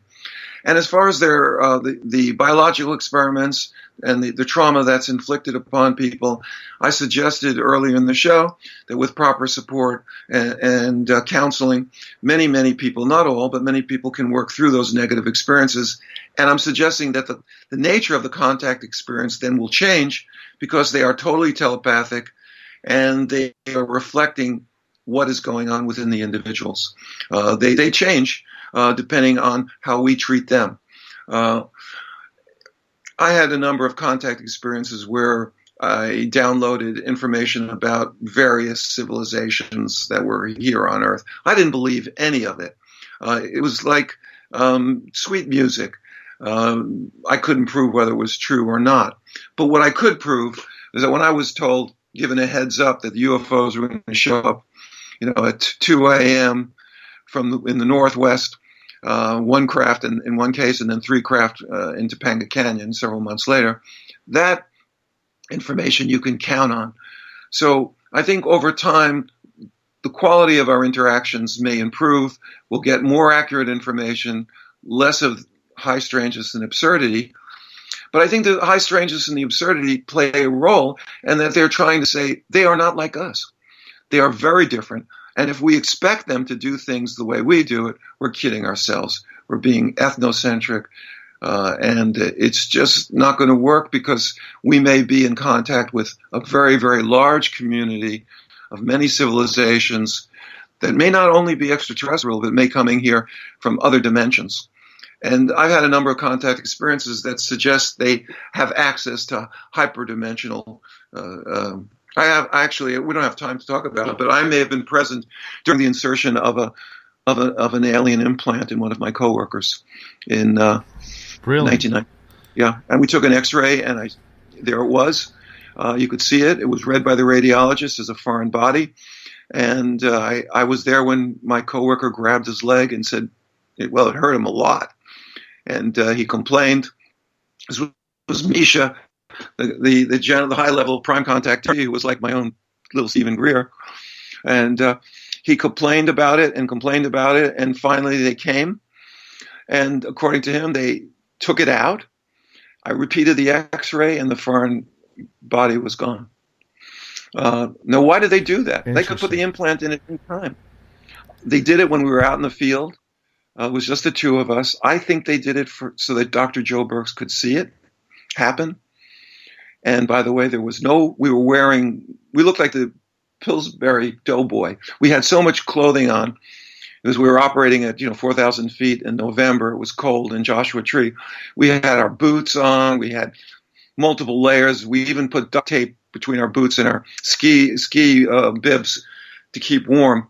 And yet that object materialized within his leg with no hole in the outer garments that he wore. And when I looked at him after he complained, it was black and blue. I did the X-ray. It was there. He had a subsequent contact experience. He claimed that they apologized for it, but didn't offer much of an explanation. And I repeated the X-ray, and it was gone. So I have many more stories. We're kind of running out of time. There's the whole issue of the virtual experience hypothesis, and how Intel had brought me along through a series of amazing contact experiences to demonstrate how they use illusion.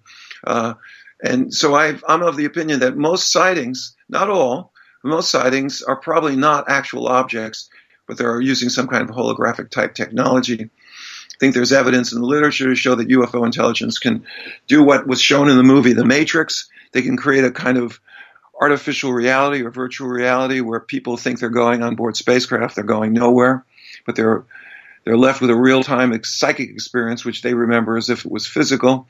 And there's support in the literature to say that UFO intelligence can also create virtual memory or impregnated memories, so that a person arrives home, maybe he's with his spouse, and they go to bed, and after a long drive, they wake up the next morning and they say, wasn't it amazing, that UFO that we saw? Of course, the memory that they both share could have been placed in their consciousness and doesn't correspond to any physical event. With this kind of psychic prowess, the possibilities are amazing. And yet I was fortunate enough to be part of the contact network and have contact experiences that pointed me in the direction indicating what this otherness that experiencers now call ET is capable of. I have a question coming in from Joseph in the chat room. Dr. Burkes, do you feel that you are still being followed or monitored by government agencies? Is it safe to assume that experiencers who contact you will also be followed and monitored? That's a really tough question to ask because, you've heard of Richard Doty, right? Yes. He was recently on Jimmy Church's program, I think a couple months ago, in which he described that when he was in the Air Force Office of Special Investigation, he claimed that there was over 125 AFOSI officers who were doing counterintelligence with the UFO community.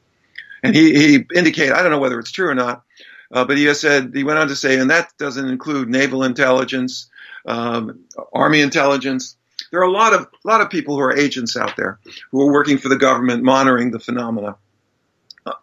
However, you got to remember that this intelligence that we have takes care of its own.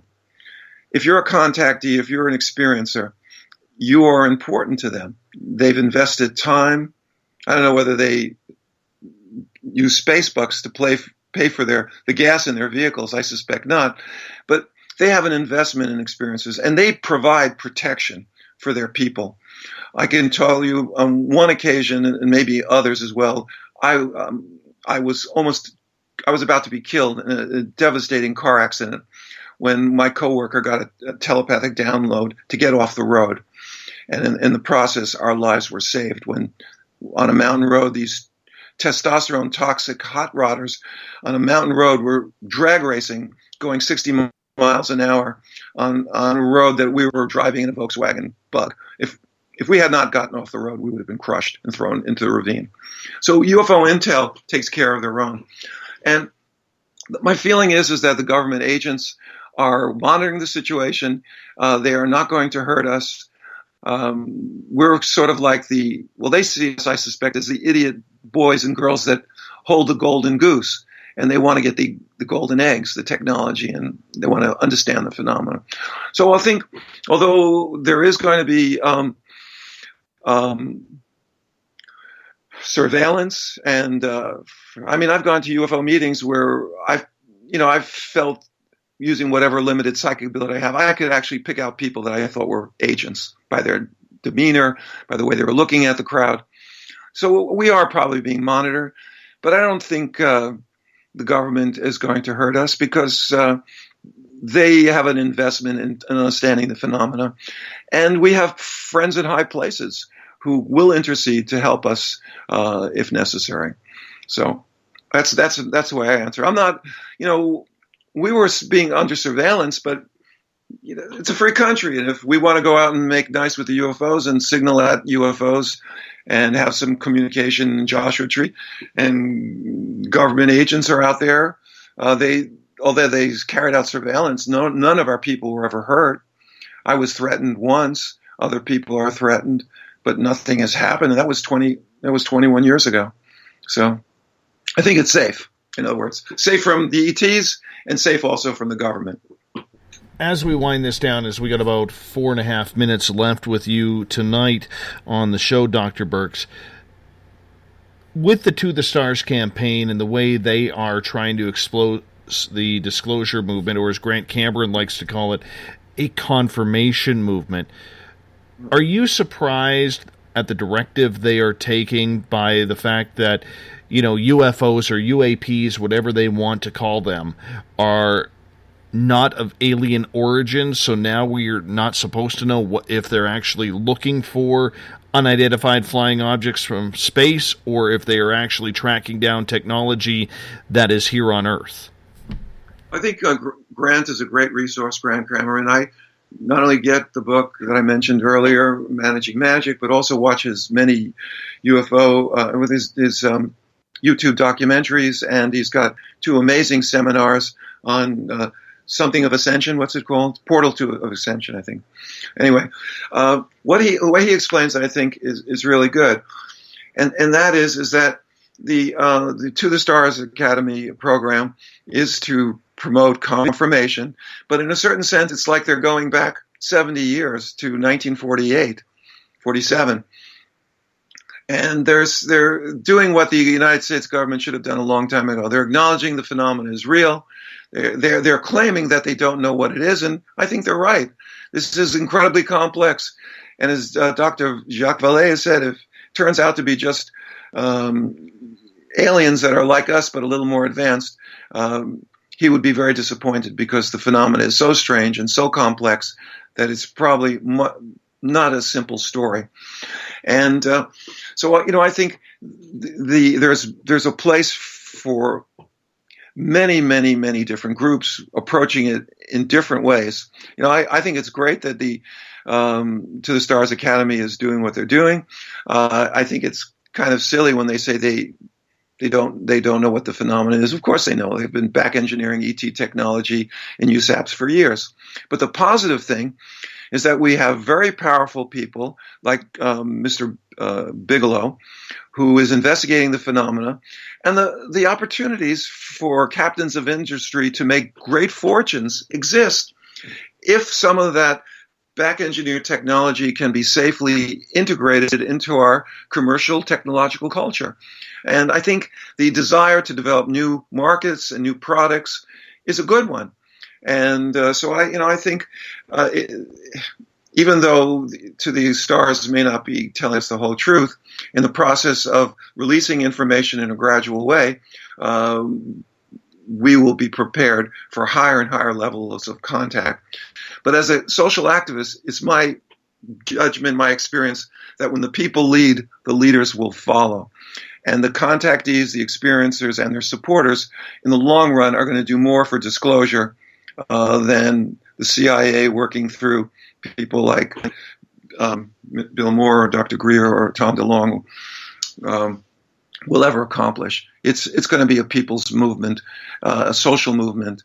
And, I feel very privileged to have been given the opportunity to participate in this way and alert people to the importance of this phenomena. Quickly here, in the last 90 seconds, does it have to be the President of the United States who makes disclosure official? I think disclosure is going to unfold, as I said, from the bottom up. It was, I think, a great general who became president, Eisenhower, who said, in terms of peace, that peace is too important to be left to the generals and the politicians. He said, someday the demand of the people of this planet for world peace will be so strong that the generals, the leaders, will have to step aside and let them have it. And I think the same applies to contact. Contact is too important to be left to the generals, politicians, including the President of the United States. So I'm for the people's disclosure. The other stuff, well, they'll do what they have to do. And UFO intelligence is following this. They probably have some kind of master plan. And when people ask, why me? Why was I contacted? I say, well, why not you? Someone's got to be the first. And so we're the first wave of contact activists and experiencers who are coming out of the shadows and sharing our experiences. There will be many, many, many more. In the end of the movie of Spartacus, the slave army is destroyed. And the Romans want to get a hold of Spartacus. So they say, give us Spartacus and we'll spare you. Three of Spartacus generals stand up and say in the movie, I'm Spartacus. And the whole slave army stands up and say, we're all Spartacus. Well, that applies to the contactees. As I said, there's tens of millions of us. And someday we'll all come out of the shadows. And we'll all say, not I'm Spartacus, but I'm in contact. And it's good. My friend, I got to start wrapping this thing up. Where can people find your books, Dr. Joseph Burke? Paths to Contact is True Stories of Contact Underground. I have 50 pages in that. It's written by, it's called Paths to Contact, and the author, editor is Jeff Becker. You can read my many, many blogs on Facebook, and I'll be publishing a book probably with the same title, Notes from the Contact Underground, sometime the next year or two, and I can put it all together. Wonderful. Thank you so much for being on Spaced Out Radio tonight, Dr. Joseph Burkes. What a pleasure you going the distance. Thank you. You're very welcome. Good night. Good night. You hold on. I'm going to wrap this thing up. We got Mr. Ron Bumblefoot Thal rocking in the background with Little Brother Is Watching. Bumblefoot is the official music of Spaced Out Radio, rocking us in and out of every single show. Get your horns up for the guitar god himself. Tomorrow night on the program, Joanne Richards join us. We're talking super soldiers and a crazy case involving her husband, who's in jail for a murder he did not commit. Starting at 9 p.m. Pacific, midnight Eastern Time at spacedoutradio.com. We want to say a big shout out to everybody listening at home, in your cars, at work, wherever you may be. Thank you so much for joining us. A big shout out to everybody at hashtag Spaced Out Radio on Twitter, those taking part in the Periscope chat room, in Spreaker, and the Veterans Club on Facebook. You know who you are. Thanks for sharing the show. Thanks for helping us get bigger and better every single night, because together, my friends, we own the night. I will talk to you in 21 hours from now. Mr. Bumblefoot, we need a favor. We need you to take us home. Good night.